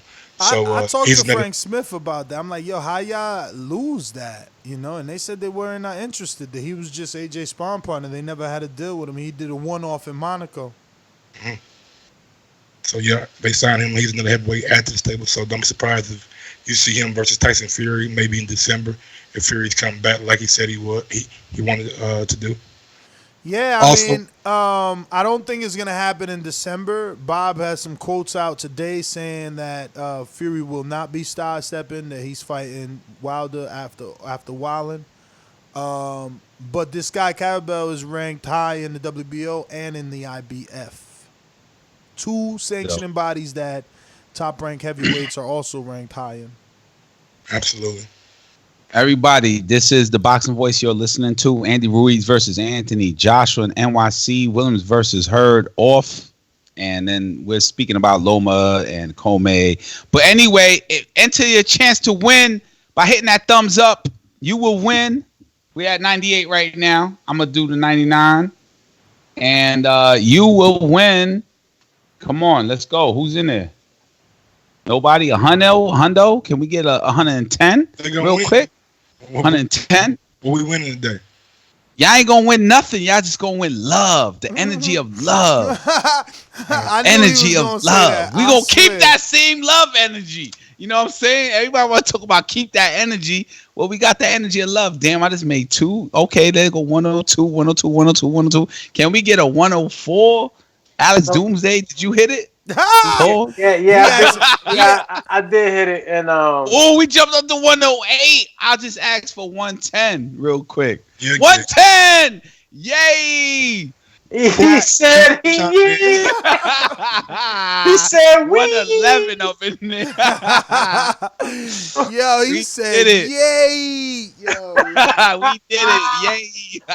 Julio Cesar Chavez Jr. Mulling a proposal to go up to 160. Well, come down to 168 170-ish to fight Daniel Jacobs. So let's see if that gets any traction anytime soon. Yo, that shit is true. I overheard Eddie talking about that shit today. They really sent them an offer, and it looks like November. Did they give you a date on your article? Because I think it's gonna happen in November. No, I didn't. I wasn't able to get a date, or I just didn't write it down.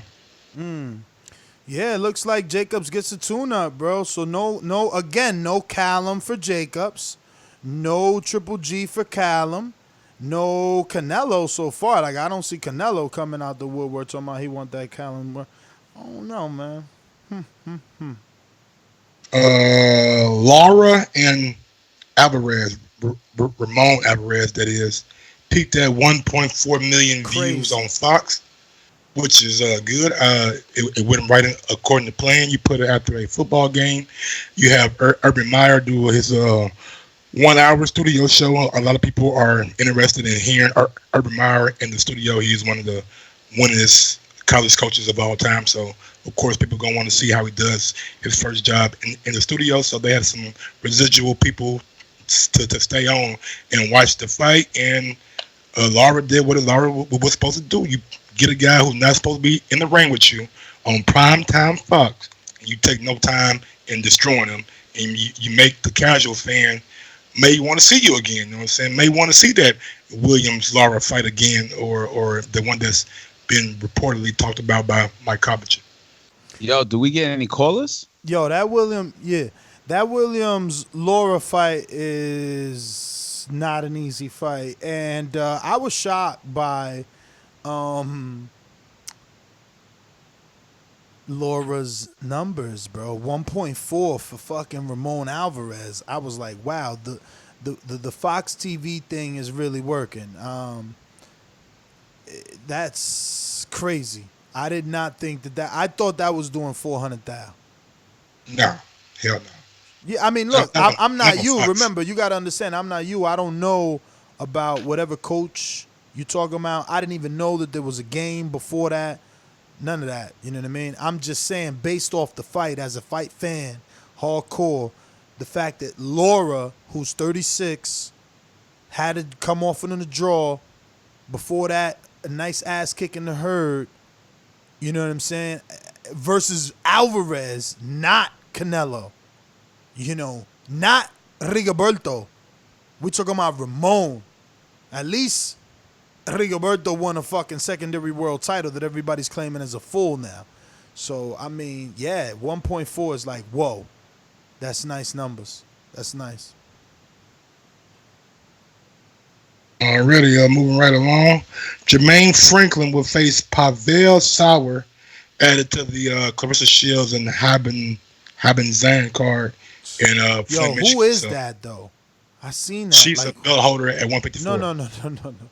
I mean, Pavel Salmon. Sauer. Oh, Diesel. Yeah, you said fucking Salmon. I don't know who the fuck that guy is, man. After Jermaine last couple of fights, you know what I'm saying, against Jerry Forrest, a fight that I thought he lost, he better slow it down a little bit. He better take a step back and get some things worked out, because Jerry Forrest was I'm telling you, he didn't want to trade with Jerry. If you don't want to trade with Jerry, you damn sure don't want to trade with some of the guys in the division right now. Heavyweight. It's Yeah, it's not even docketed yet on BoxRec. I never even heard of this guy. That's what I'm saying, bro. Where do they find these dudes, bro?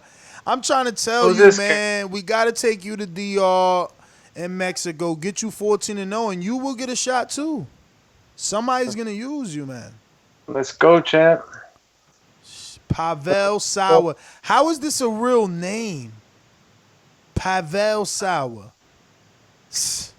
I mean, I'ma fuck that with must this be a dude. comment. I'm gonna fuck with him just because his last name is Sauer. You know what I'm saying? That's one of my favorite strains, Sour Diesel. Hope he good. But he's 36 from Czech Republic, dog. I mean, last I checked, only thing I knew about Czech is porn. Let's keep it real. You know what I'm saying? What the fuck? Like, what the? Yo, I never heard of this cat, man. Last time he fought was in April, too. Okay. Versus Tomas Salek. Let's see who Tomas is. Another Czech Republic. Oh, at least he was undefeated. Well, no. You know. Was he? Yeah, he was undefeated when he fought Pavel, at least. Oh, my God. Look at their records. The people they've been fighting, bro. I'm telling you, Doomy, let's do it. Look, this dude that Pavel beat, who was undefeated, before Pavel beat him, right, he fought some dude named Peter Forhilich, some crazy shit like that. Only 213 pounds. One win in his career. This was Philip. Let me finish this, bro. One win in his career. 21 losses and 1 draw.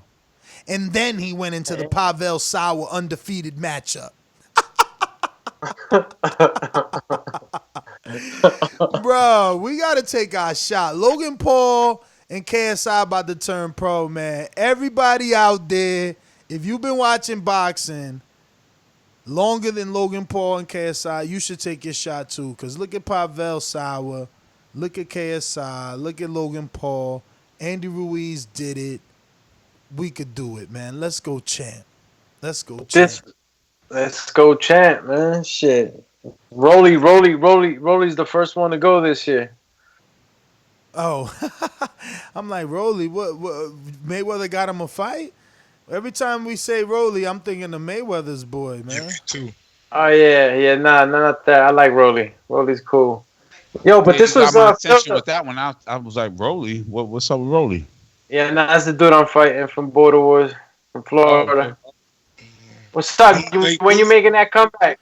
Nah, Kaz gonna be at Border Wars this week. But we got Lubin Gachet and Castano Omatoso to land on October 26th. That's a pretty good card. I mean, that's supposed to be under the Charlo Hogan card, so I think that Charlo Hogan should be the main event.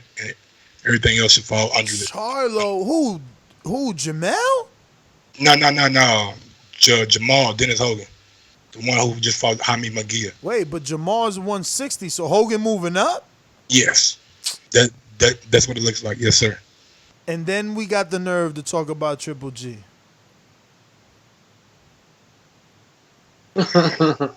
Hey, I thought about that, Ness. You fighting Coogan on that card. Let's not say nothing. Fuck it. We gonna keep beating the drum for Jamal, who deserves a Canelo shot, and Canelo's a duck. He don't want to fight Andre. He don't want to fight Charlo. He's a duck. You know, he don't want to fight Liam Smith. But meanwhile, you about to fight Dennis Hogan. Yeah, he's pretty much in the same position that Terrence Crawford's in. You gotta give up what he take. You know what I'm saying? He wasn't mandatory for Canelo. Couldn't get that fight. Now he just out there fighting. You know what I'm saying? You gotta keep him busy. What you want to stay out till you find a big time opponent. Bruh, he is not in the same position as as Crawford, bro. Actually, he is. Look at the middleweight landscape and the welterweight landscape. It's kind of similar. I'm Googling them, man, because I know there's fighters out there better than Dennis Hogan that are not on the zone. You know what I mean? That is just crazy. Fucking Hogan? 54-pound Hogan. That don't make sense, man. You know what makes sense? You know what I mean? Why not rematch Korobov? You could start there. You know? If the zone approved you for Canelo, then the zone will approve you for Andre. We could start there. You know? You don't want to do that? Cool. Let's send an offer to David Lemieux. You know? You don't want that? Cool. Zafara just beat Horn. At least go for that. We know him. He fought on Fox with Peter Quillen. He's a 54 too, though. He's 60. And he fought Peter Quillen at 60. I don't know what you talking about. Out too. I don't know when he fought at 54 because he fought Peter Quillen at 60. If he fought Kell Brook at 54, his fight before Horn. Oh, he went down. And they had a guy moving up to 147 to fight him at 160. I think Dennis Hogan is a better opponent because if you actually watch the Jaime Munguia fight, then you know Dennis Hogan pretty much beat the shit out of Jaime Munguia. It wasn't even close. It wasn't even a controversy, in my opinion. It should have been Hogan, UD, but they robbed him. All right. Ryota Morota's there. Send an offer. He's with Top Rank. Exactly. Send an offer. Why is it that DAZN and Top Rank have to send offer to PBC guys? I don't know, bro. Exactly. Exactly. So there's nothing. There is no side of the street. We just seen everyone saying that, right? Isn't that the new slogan now? There ain't no this side of the street. Send an offer. Send an offer, bro. Send an offer. And Jeff Horn is ranked at 160. So again, Zafara is more probable. Rob Brandt, you know, he just lost, but at least he's a former champion, you know. Selecki, cachet with other 60-pounders, unlike Hogan that hasn't fought at 60, you know. I don't know. Who else is out there? Rosado. Rosado. One person that doesn't have, like, ties to another promotional company or like a tied to a network, you know what I'm saying? And I know as people say it's side of the street, but come on, man. We live in fucking reality. We know that promoters don't want to do business. They can make other business by themselves in-house. And for Al to pay to get Rosado or Selecki or Rob Brandt or Murata over there, why not just negotiate with somebody who don't have a American broadcast deal? And Dennis Hogan, who coming off a good victory. I don't care what nobody say. Coming off a good victory against Jaime Munguia. But we don't know the Selecki or Rosado have a deal. Like, we don't know that. Last two fights been on the zone. Yeah, and we're starting to see more and more that just because your last two fights on the zone don't mean you're signed to the zone. Carlos Takam, Callum Smith. I think Carlos Takam was like more Sky Sports. I know the zone covered it, but it was based over in England. With Rosado and Selecki, their fights were based in the U.S. So the zone was kind of like the premier network to put it on. Yeah, but they didn't sign them because think about all the other people that were on there. Avery Sparrow was on there, Hank Lundy. None of those guys got signed. You're just assuming that they got signed. I know Rosado's not signed to the zone. I'm not saying that he signed to the zone. I'm saying maybe he has a promotional deal with Matchroom. You know, Matchroom fighters can pretty much be on the zone or in somewhere. I again don't believe. And Avery Sparrow and Hank Lundy was also just like a fill-in for what's that lady's name? I'm sorry, I keep forgetting the name. Michelle Rosado. Yeah, so she pretty much used them for that card, and I think she's gonna use them again for the Avery Sparrow and Ryan Garcia, right? What do you mean by use them again? Avery Sparrow's like getting another chance to come back on the zone.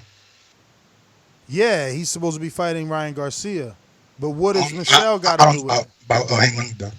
Huh? I don't know about Hank Lundy, though. I'm saying Avery's getting another opportunity to be showcased on the zone, like a Rosado, like a Selecki. Yeah, but don't you see that now? Don't you see now it's with a different promoter?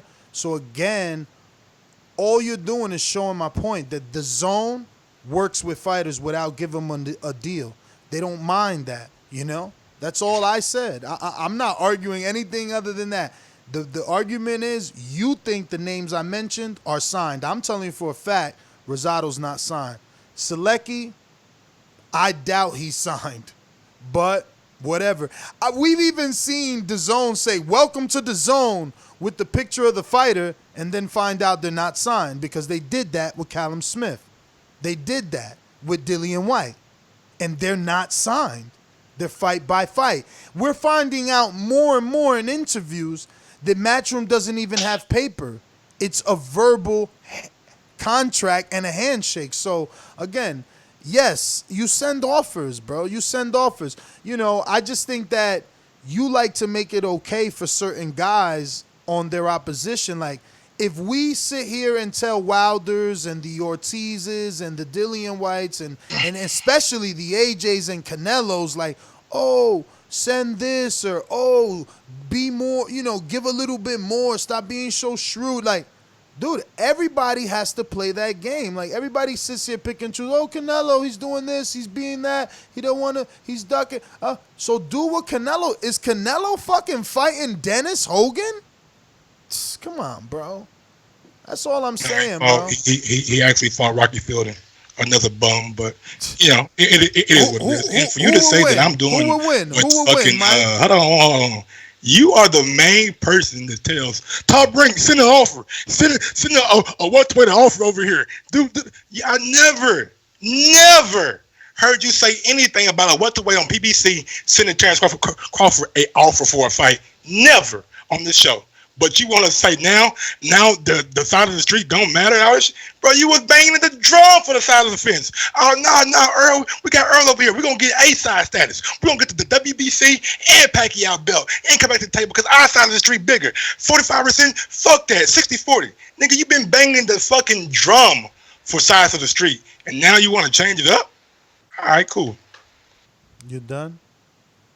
I just don't want to cut you off. So that you can understand me. So, with the Terrence Crawford thing, my stance has always been, we know what they're doing over there. They are collecting the belts to ensure A-side status. So yes, they're not going to send Crawford an offer. They don't need him right now. Someone needs to come out of that PBC side with 3 belts. Then they talk to Crawford. No different than what AJ did. So in that particular situation, it is better for Crawford to send the offers to the PBC side. Now, so what you're saying is it's okay for PBC not to send him an offer.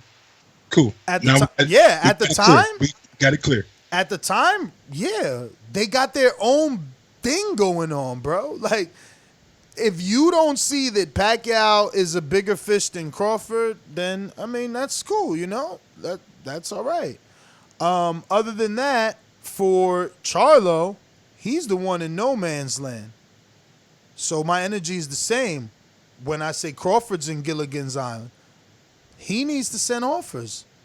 This is an unacceptable name. You shouldn't be here saying that this is an okay name.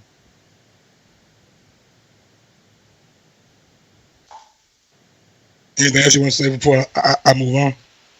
No, I'm good. Cool. Jeff Horn is possibly splitting with longtime trainer Glenn Rushton after his loss to Michael Zafara. Also, Joe Joyce wants to fight Povetkin, Takium, or Miller after Ajit Kelbell withdraws from the EBU fight that he had scheduled with him. Terry Flanagan to return on October 11th in Belfast, ESPN Plus, one of the MTK Global cards. So big ups to MTK Global doing big shit out here. Jimmy Kelly is heading to the U.S. to ink a advisory role with Andre Rozier. I reported a couple of weeks ago that Andre Rozier has his own advising company with boxers and things like that. So he's adding another young fighter to his stable. I'm liking what Rozier is doing, taking another or different avenue in boxing. You know what I'm saying? Not only being a trainer, but being an advisor, manager. So good look for him. Tom Schwartz will face Ija Menzies for IBF regional title on September 28th. So Tom Schwartz is back, and yeah, that's about it. Tom Schwartz, where is he? Where's he back at? Where's he fighting? Germany? Yeah, I'm pretty sure it's in Germany. Do me, you fell asleep? All right. Nah, I didn't fall asleep. I'm You're what? man. You sound like you're in England with the Queen's internet. These calls are brought to you by El Camino Electrical Services, experts in electric vehicle charging stations. For consultations and turnkey installation, visit us at elcaminoelectricalservices.com. Remember to rate us 5 stars on iTunes. Going out to Troy in Baltimore. Boomerang status, what up? Joking when you said that Tank's next fight is Gamboa. That was a joke, right? I mean, that's possible. No. Tank, right? You said Tank or you said Crawford? Tank. Yeah. That's what they're talking about. It's possibility. Well, and this is why I call in and I say this is the worst era of boxing. All they're doing is, he's going to make money, sure, but he's going to be forgotten. That young man got so much skill and so much potential. Why does he need to fight Gamboa? At least at this stage, because Gamboa was, what, 40 plus? Title? It's for a vacant title. He dropped his belt. He dropped his belt, and he's going to fight for the vacant WBA regular, which makes him the mandatory for Vasyl Lomachenko's unified championships. He could fight Lomachenko right now without all the nonsense of being mandatory and all that, because they're the two biggest names in the weight class, right? Clause, champ. If you're mandatory, there's no rematch clause. Those are excuses not to fight. If you're mandatory, you two are the two biggest. And if you're mandatory and you got the pockets, you know what I'm saying? You also could win a purse bid and be in control of the promotion. And none of that interests me in I don't give a rat's gray ass about any of that. Don't get involved in the sport, champ. Don't get involved. You can't name. How is that, man? You can't name call. How is that? Because as a fan, right? You can't name as a fan, I don't give a damn about anything you just said. I just care about fighting and what he's doing. If you don't want to understand what he's doing, we name call people every day on the show. I don't give a damn about what you just said. I just simply care about. Hey Mike, are you a lawyer? Are you a lawyer? I don't give a damn about your girl. You over here saving him? He got a mouth. I'm not a lawyer. Just being real with the people on the phone. If we can do it on the show, why can't a caller call in and do it? We call people bums, dopehead, cokehead. I get in the ring. I get in the ring. Every time Troy say something slick, he talk about his defibrillator. That nigga Troy 60. That ain't my problem. Find a youth, No. I'm 40, nigga. I'm old too. Fuck out of here. It's not. It ain't an excuse, brother. And trust me, if it wasn't there, I would have already gotten in the ring with you. Win, lose, the draw. You ain't getting in the ring with shit. Exactly. Talking shit about I'm not getting in the ring with nobody at this point in my life. You're exactly right about that. And I don't talk slick. I talk like the grown man I am. You the fucked one, man. Not me. You the one talking shit about Tank, like I ain't talking shit about Tank. I'm simply talking as a fan. No, you're not. You're talking as a fan that I said that they're the two biggest names in the weight class. They don't need a.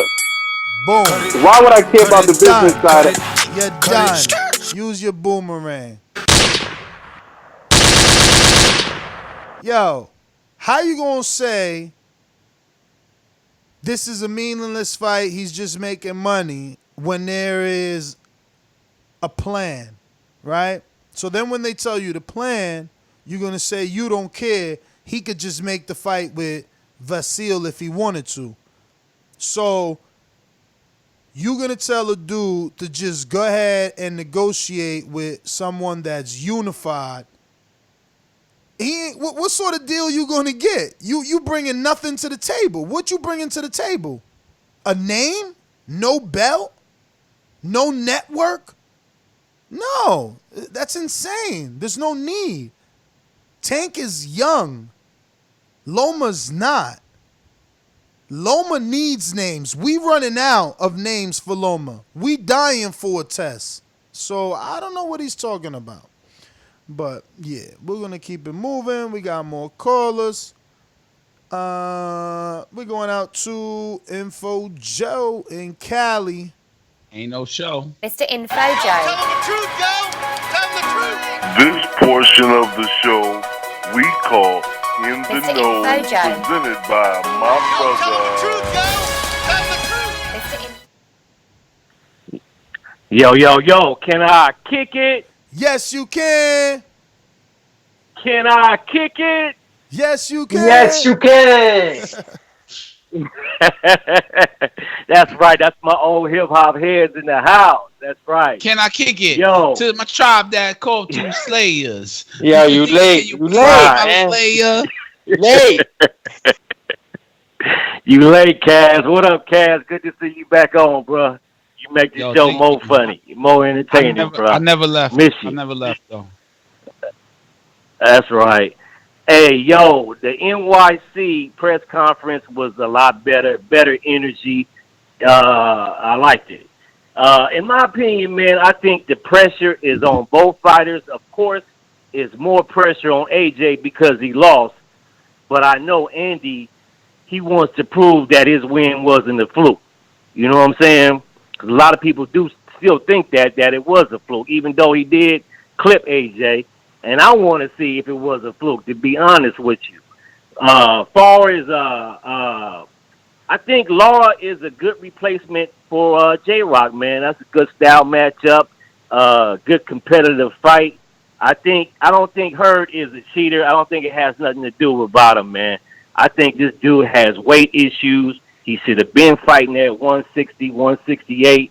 He walks around about 180, shrinks himself back down to 154, and this would be good. And they can match him up at 160 with Jamal Charlo, since Charlo don't have nobody to fight, and they can keep it in-house, and they can keep something going until he gets over to fight one of those Canelo or Jacobs, man, one give of those Charlo another guys. 54-pounder, you know what I'm saying? Because Canelo ducking him so much because this dude's the 54-pound killer. Yeah, word. But that's about it, man. That's all I got, man. Great show, man. Y'all hit those thumbs up. You listening to the #1 pound for pound boxing podcast. Peace, my brothers. Peace, champ. Boomerang, CYP. Yo, what up, man? It's funny, I'm at work teaching these boot camps and training these kids in this boxing, and I didn't even know it was a show, so I had to charge my phone. I looked up, like, oh shit, let me jump on, and I saw somebody in the chat hating, talking about, was that Mr. CYP on the call? LOL, corny ass. But anyway, listen though, if J-Rock, Lara, you know what I'm saying, he beats Lara, damn, that J-Rock win for Charlo gonna be looking sweet. It's gonna be looking real good when you can knock out a dude that is particularly the king at 154 after the Harrison Charlo rematch. It's gonna look good because Trout got beat at 154, then J-Rock got beat at 154, and it's like, man, this man Charlo moved up. Like, yo, I'm not dealing with them. I'm better than them. It's gonna make him look real good. So good luck to J-Rock versus Lara. I hope he kick his ass. Period. So it can be another notch on Charlo belt when they talk about who is he for? Oh, just the king at 154 and knocked his ass out. That's it. That's all. I got to get back to work. Good show. CYP out. CYP, man. Just because of you, I'm on YouTube right now about to find that Janet Jackson. What have you done lately, man? Because you motherfucking Charlo fans.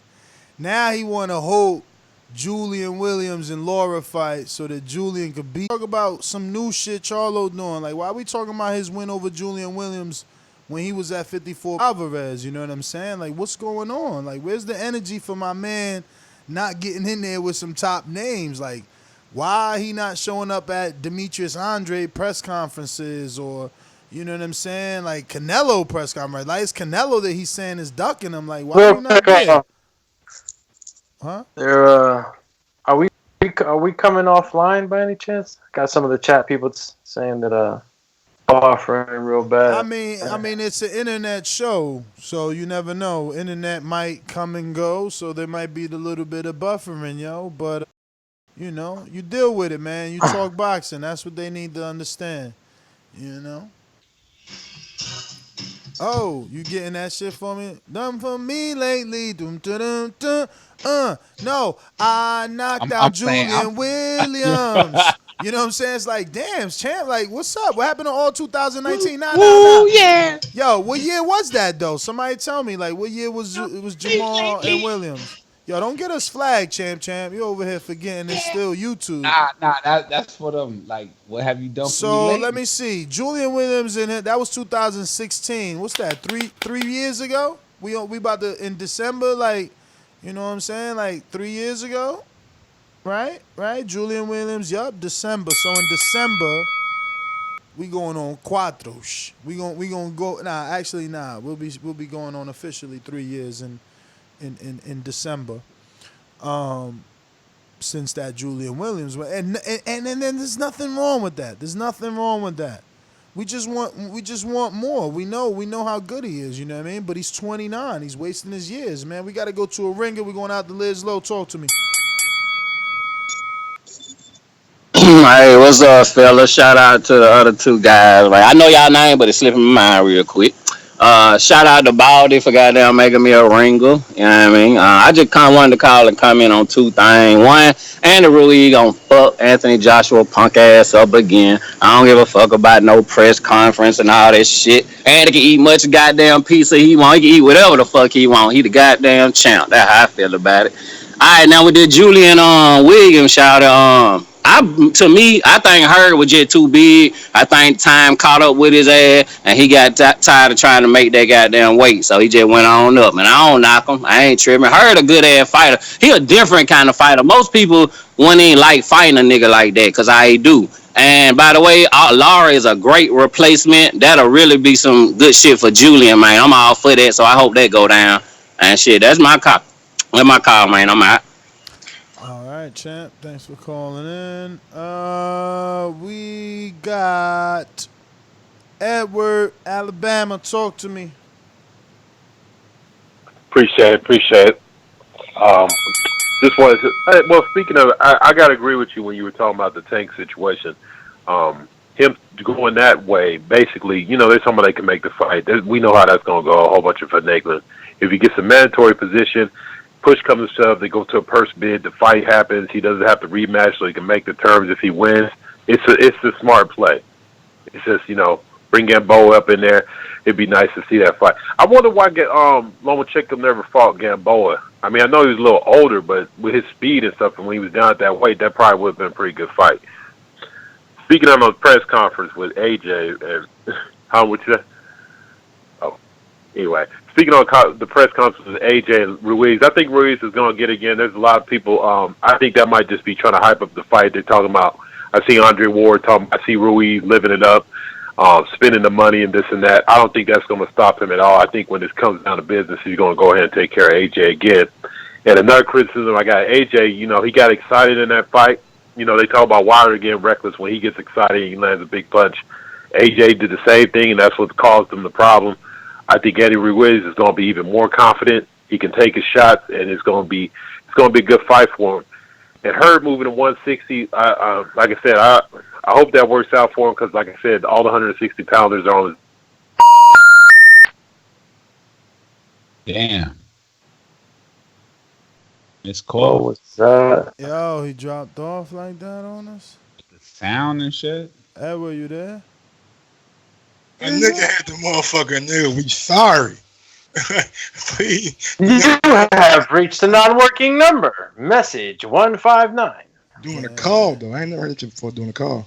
Dang, Chank. Damn, Ed. Huh? So damn, Ed. Let's get a refresh in. But, yeah, in the meantime, let me go out to Caesar. Yeah, Caesar, what up? What up, Caesar? What's good, family? How you guys doing, man? All good. Very good, Caesar. What's up? What's good? What's good? We got full house right now, man. Full house, man. That's what's up, man. I like it. But yeah, I didn't actually watch the press conference, bro. But I did watch a bunch of interviews around it.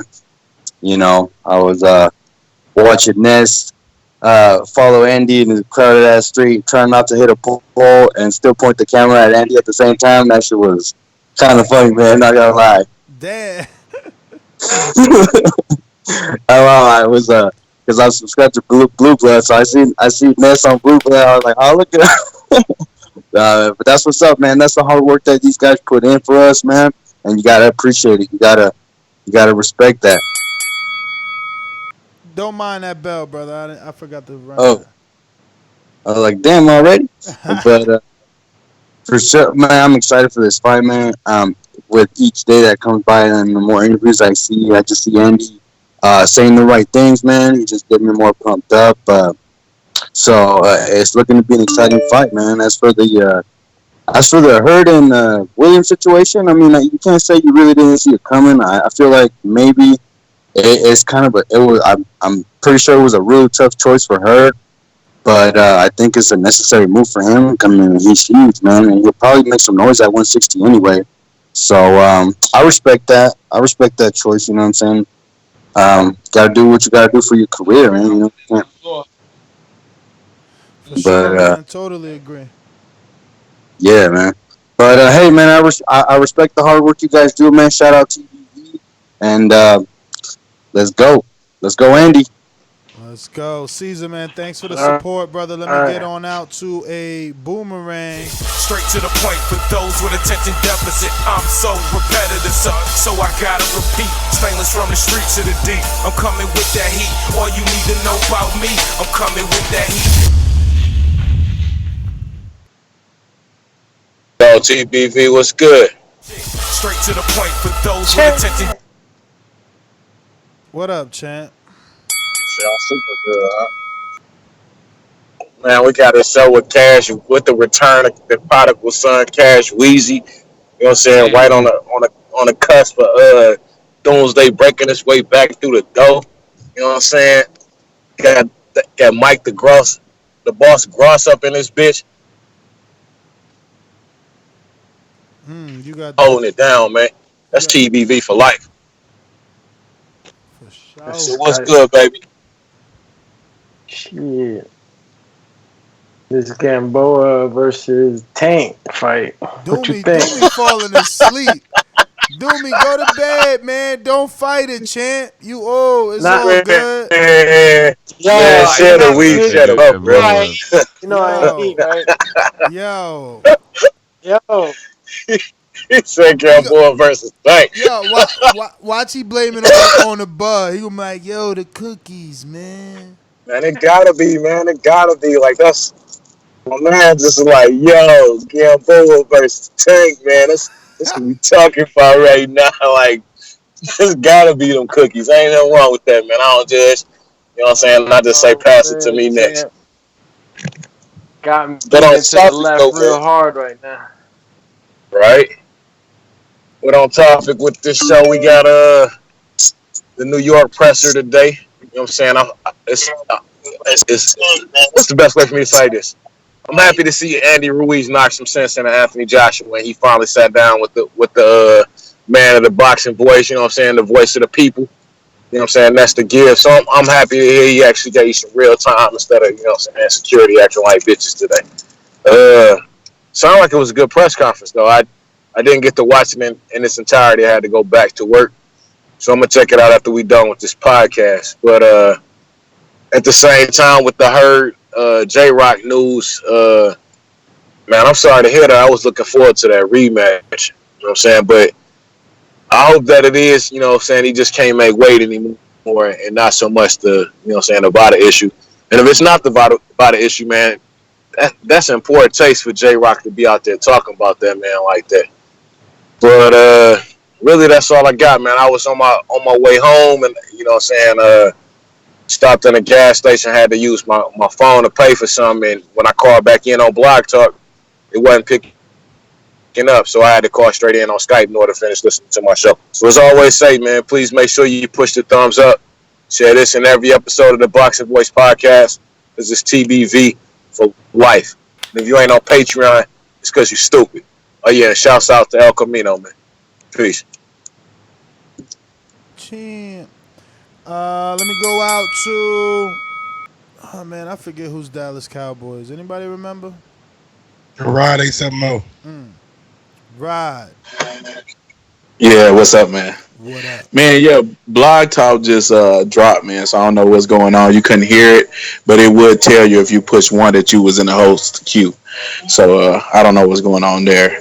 But let me ask you guys something, man. I've been looking at this AJ and Ruiz stuff and listening to everybody call in. And, you know, we all can agree that Ruiz thoroughly beat the hell out of AJ in that fight. Thoroughly. It wasn't no lucky shit. It wasn't no split decision where we thought AJ won and Ruiz got a lucky break. He beat his ass up and down that ring, around that ring, hit him with body shots in the 7th to back him up, and pretty much, in my eyes, made him quit. So why do I hear everybody talking about Andy Ruiz got lucky? And I get it. He was a challenger. But we know his amateur background. I think he was like, 95-5 or like 105. Then he was 32-1. His only loss was a split decision to a former champ. And you could tell he had skills. So let me ask you a question. If they fight, when they fight on December 7th, let's say both of them have a good fight, go to the scorecards, and AJ win by a split decision, do we call AJ win a fluke? Because, I mean, I think it's bullshit the way they're treating Ruiz. Because how was it a fluke when he beat the hell out the guy? And do you think they go to a third trilogy in that case? Do you think that happens in 2020 or 2021? That's my question, man. Bruh, the way that Eddie Hearn speaks, and I might be wrong, Ness, I'm just talking from the outside looking in. The way that Eddie Hearn speaks is like, yo, if I lose the first time, then you're going to get a rematch. But if you lose, you ain't getting shit. That's it. I own the show. It's my show. Andy Ruiz did win. Andy Ruiz did look. He didn't like win. He beat the hell out of him. He beat the hell out of him. He didn't win. He beat his ass. He beat the hell out of him. You're absolutely right. No one expected that. And the first few rounds, when Andy Ruiz was getting his ass beat, right? And no disrespect, I just say that as a fan looking in. You would think that it was the AJ show. So AJ might have been overly excited, overly confident, overly everything that made him lose. To this day, I still feel that something was not right with AJ because of confidence, and that's why he got knocked out or TKO'd or whatever you want to call it. So that's why we're here to watch this fight again. That makes sense. I could go with that. Because a lot of people would think that something was wrong with AJ, and you could give yourself that excuse. But hell, if AJ barely win, I'm going to call it a fluke also, and I want to see a third fight. Now, if Andy Ruiz wins again by a knockout, I do not want to see a third fight. Andy Ruiz should be fighting Deontay Wilder, and he should be in a conversation with the the Furies, and he is now Biggie, Jay-Z, or Nas. Who's the greatest MC? If AJ doesn't knock him out clean within the first 4 rounds and it goes the distance and Ruiz give him a fight where some people think he could have won, I'm going to call AJ win a fucking fluke. Just like everybody's calling destruction of AJ in the first fight a fluke, which is crazy as hell to me. If somebody beat my ass, they just better. That was supposed to be an AJ fight. That was supposed to be an AJ fight. You dreamed AJ. You didn't even rush to watch that fight. That was one of those fights like, okay, AJ got that. I missed the fight, to be honest with you. I did not even watch the fight. I came home after the fight, turned my television on, and Clarissa Shields was on television talking about what AJ lacked. And I was like, oh, shit, I put it all together. AJ lost? No way. It was one of those. So that's how much interest I showed into the fight. That it was like, yo, I'll watch it later. I know AJ won. Think about if we was real quick before you cut me off. Think about if we was talking about just a regular fight, and I told you one guy had one moment where he landed one good combination in a 7 or 8 round fight, and the other guy knocked him down 4 times. Totally destroyed him, hurt him like 2 other times where he had to back up. Think about that. Now, I know we didn't expect Andy to win, but why we call it a fluke when that's what happened? You would think that Andy Ruiz was Floyd Mayweather and AJ was Robert Guerrero or Victor Cruz. Yeah, I'm not Anthony Joshua. I don't know what he did to prepare for the fight, but yeah, he fell 4 times, and at that point, you would refer to what Andre Ward said. If you don't put it in during training, it's gonna show during the fight. Yo, Cash, wait a minute, bro. Did you always have a tattoo? I'm like, I don't remember that shit. What tattoo? Oh, you trying to act brand new? I always had tattoos, bro. They was always hidden though. Hidden? How the fuck you hide a forearm sleeve, motherfucker? Look, you see the tattoo right now? Nah, my shit. I had tattoo for like 3 years. These things. You know what I'm saying? But my point is that what you don't put in training, right? Doomsday is going to show during fight night. Oh, he back. Absolutely. I thought he went night. He went night night. Dead over there. But he's back. He did a fury on us. He back. That motherfucker said, "I bet you sleep with a night light." I needed some water. Tell the truth. You asleep. Tell the truth. Yo, let's wrap it up for Doomy, man. Hold on, let me see. Troy, man, I'm sorry the calls are not Troy, working. that was dope. Let me try Troy again. Troy, you there? Troy. Yo, the chakras are lit. Let's go. Troy, no. Troy, Mike, you out, Mike? What up? Yeah, man. I mean, that's it, man. I knew it was gonna be an early show because of the no fights, man, no fights. So I mean, we could wrap it up. Stainless, if you want, flash it. Let me know you want that boomerang. But other than that, it's either off the top of the dome piece like Jerome's niece, or see you on the next one. Damn, he said off of the top of the dome piece like Jerome niece. She out here hoeing on these streets. Ain't nobody gonna put her. It's Cash Weezy back. It's Freestyle Thursdays once he's back, baby. She out here hoeing on the streets. Somebody gonna get her, and they ain't gonna get a 2-piece. Who boxing? Yo. Let me see in the chat. Anybody in the chat still able to buy the Popeyes chicken sandwich? I was just about to say that. Because word is born, why is the Popeye chicken sandwich been like sold not out in my Popeyes since it came out? It's been sold out.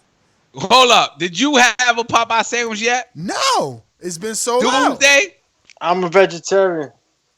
Oh, suddenly you knew. He got like 120 days vegan. Nah, 9 months. 9 months. So. And stop multiplying. He fronting. Nah, serious. I mean, in the summer you and I had steak. So I don't know what some of you talking. So hold up, vegans die too, right? I'm not vegan. Like vegans be acting like that shit special. Like I'm vegan, I would die. They died too. Hey Mike, you ain't answered the question. You ain't had a chicken sandwich?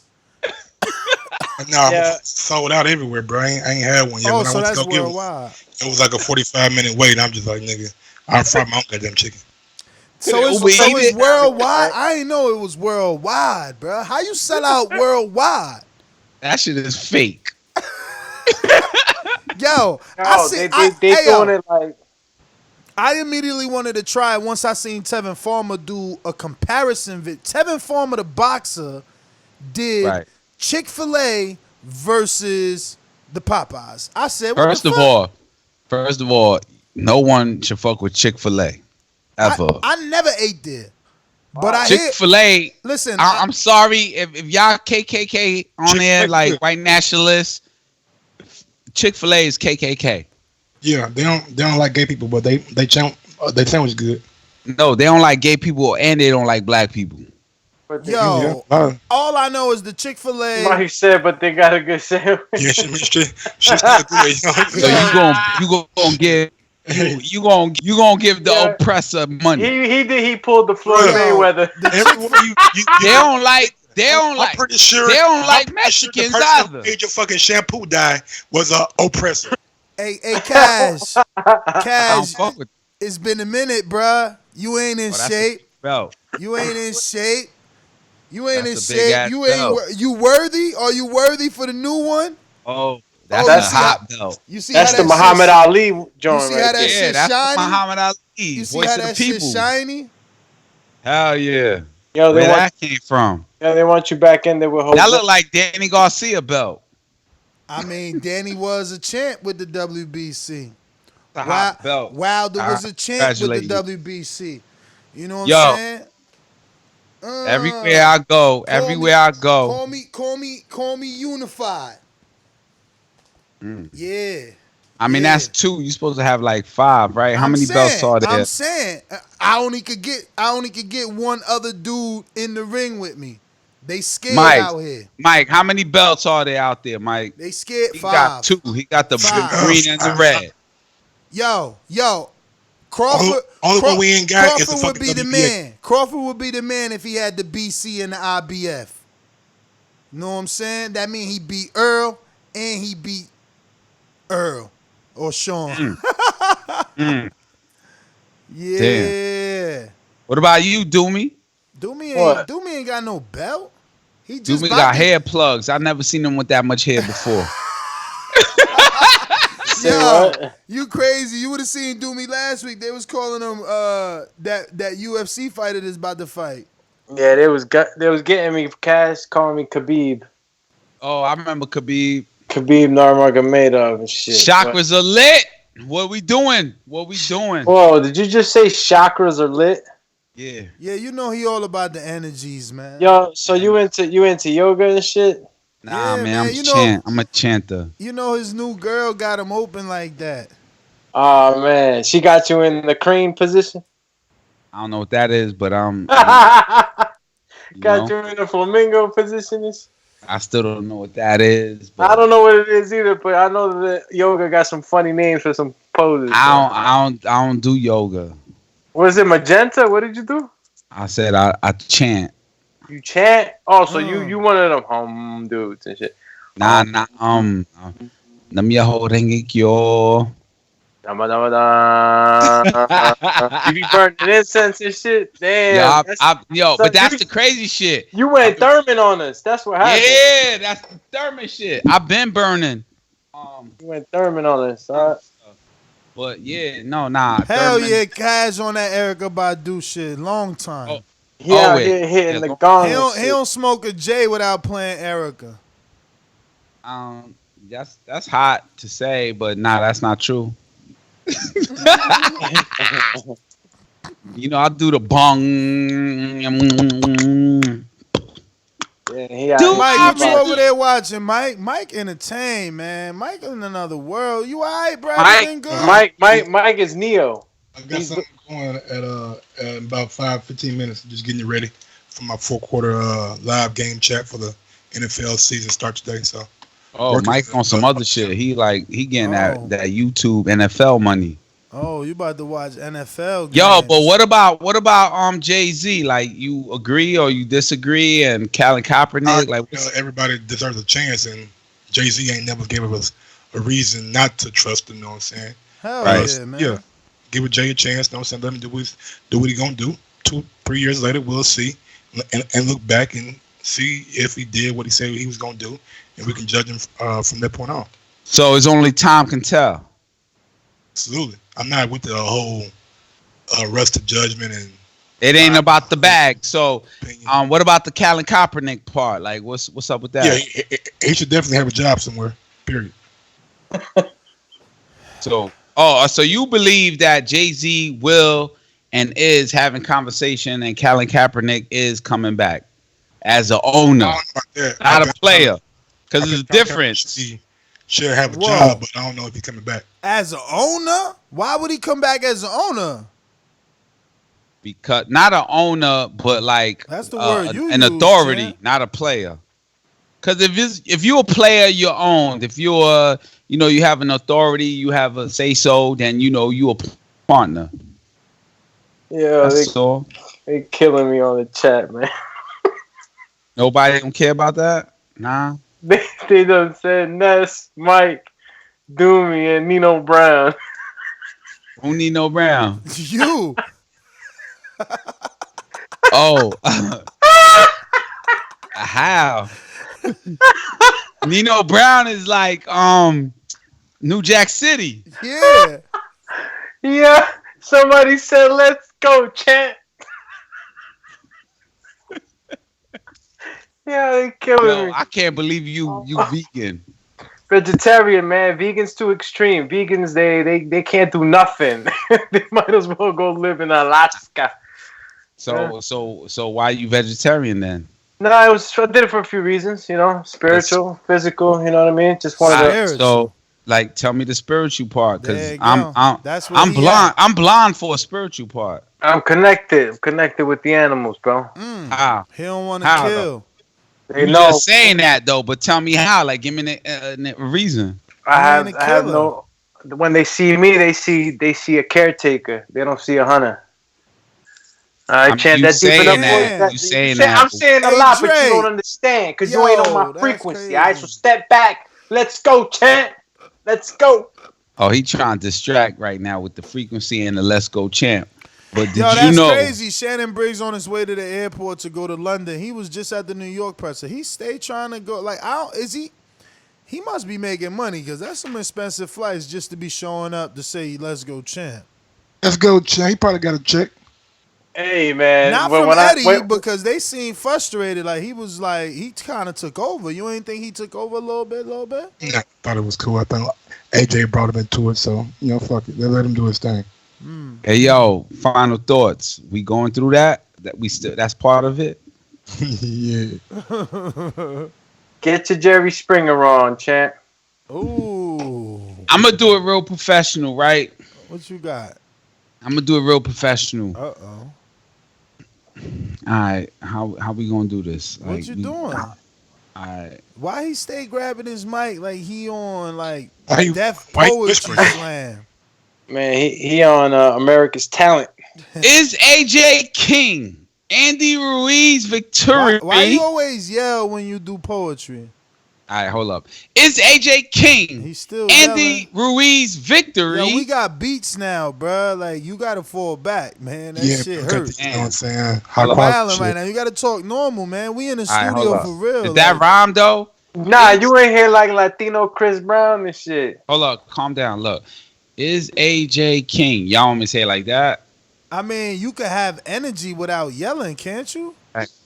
Is AJ King? My energy comes from my soul, so I gotta not yell, but I gotta be a little bit. projected. Is AJ King? Like, put some. All right, here it goes. Is AJ King? Question mark. Andy Ruiz You're victory. supposed to say question mark. I'm fucking your flow up, right? My bad. I'm gonna go ahead and puff while I listen, man. Let me shut Hold up. up. 100. Next, I'm a puff while I listen. 100. Cool. As. All right. Why you do that, man? Follow me on IG at Gross1911 or on Twitter at Gross212 and check me out in about 15 minutes on Conflicting Ignorant channel. I will be bringing you a 4-quarter live game chat of the Chicago Bears and Green Bay Packers game. So tune in. He threw everybody off, but 4 quarters? You doing the whole 4 quarters? Nah, just the last quarter, bro. Oh, fourth quarter. The fourth quarter, my man. Fourth quarter. I think we all. Yeah, I think we all heard 4 quarters, right? Yeah, I heard 4 quarters. Like, is like first thing I think about like Floyd with you? Wow. Because doesn't Floyd be putting big money on football games? Yeah, he better across the board, college and anything. Word. So look, you can follow me TBV_casual fan. That's my Twitter and my YouTube. And I'm gonna ask that one question. Is AJ King, is Andy Ruiz victory 100% cool? Did AJ make a mistake or Ruiz skilled and determination? Gamboa versus Liam. Nobody know what that means, but that match is making. Sorry, guys. Let's talk. 1-800-TBV_casual fan. Follow me everywhere. TBV_casual fan. I'm posting videos, by the way, on my YouTube channel. It's gonna be a little, let's call it abstract, but I'm gonna overlay it with some fighters. I'm gonna give you my Lomachenko feelings, like how I feel about Lomachenko, inspired by Andre Ward, Timothy Bradley's conversation, and myself, because I know Lomachenko from the Boxing Voice, and I got the dope ass shirts. Look out for me. I'm about to post for that. TBV. You see that history? Word. I need to get. Yo, I need they to said, see the new line. Yo, they said, is this a poem? Everything out my mouth is a poem. Pause. No homo. We gonna win. Boxing voice is the thing. How you gonna win? Yo, Pass me that bread. Right now, I'ma go ham. Let's do things. Yo, your freestyle. Look, Mike about to be. Mike like, what is this? Mike said, man, I done said my shit. I'm out. All right, Mike. man. That's GTO, Instagram and Twitter. Peace. Alex Doomsday, Alex_Doomsday_Linus, Instagram, and catch me on Twitter, Alex Linus TBB. Check out that Patreon. Border Wars is about a week. 10 days I'm out. there. So for all you who don't know what the Border Wars series is, head on over to Patreon.com. Ton of footage, you know. You get to see Ness in there. You get to see Mike in there. You even get to see Enrique, controversial ass in there. Yeah. So I mean, I don't know if you get to see Enrique. Like that shit buried. That shit was like 3 Yeah, years you gotta ago. go deep. Deep because the man deep. But it's worth it though. It's worth it. You gotta get a link sent to you and shit. What about Mike though? Why is Mike on like football right now? Come on, Mike. Mike cheating, man. He cheating on us, man. Nigga Mike, cheating on that us. ain't cool. Mike, you ain't know Mike got different hoes in different area codes, bro. He all over the board with got hoes in different area codes. Yo, I'm out. My favorite song. I bet y'all can't guess the artist that stay like this. Yo, you gotta stay around for Untitled, man. We out, man. Do say Excuse me, Mr. Bill Collect.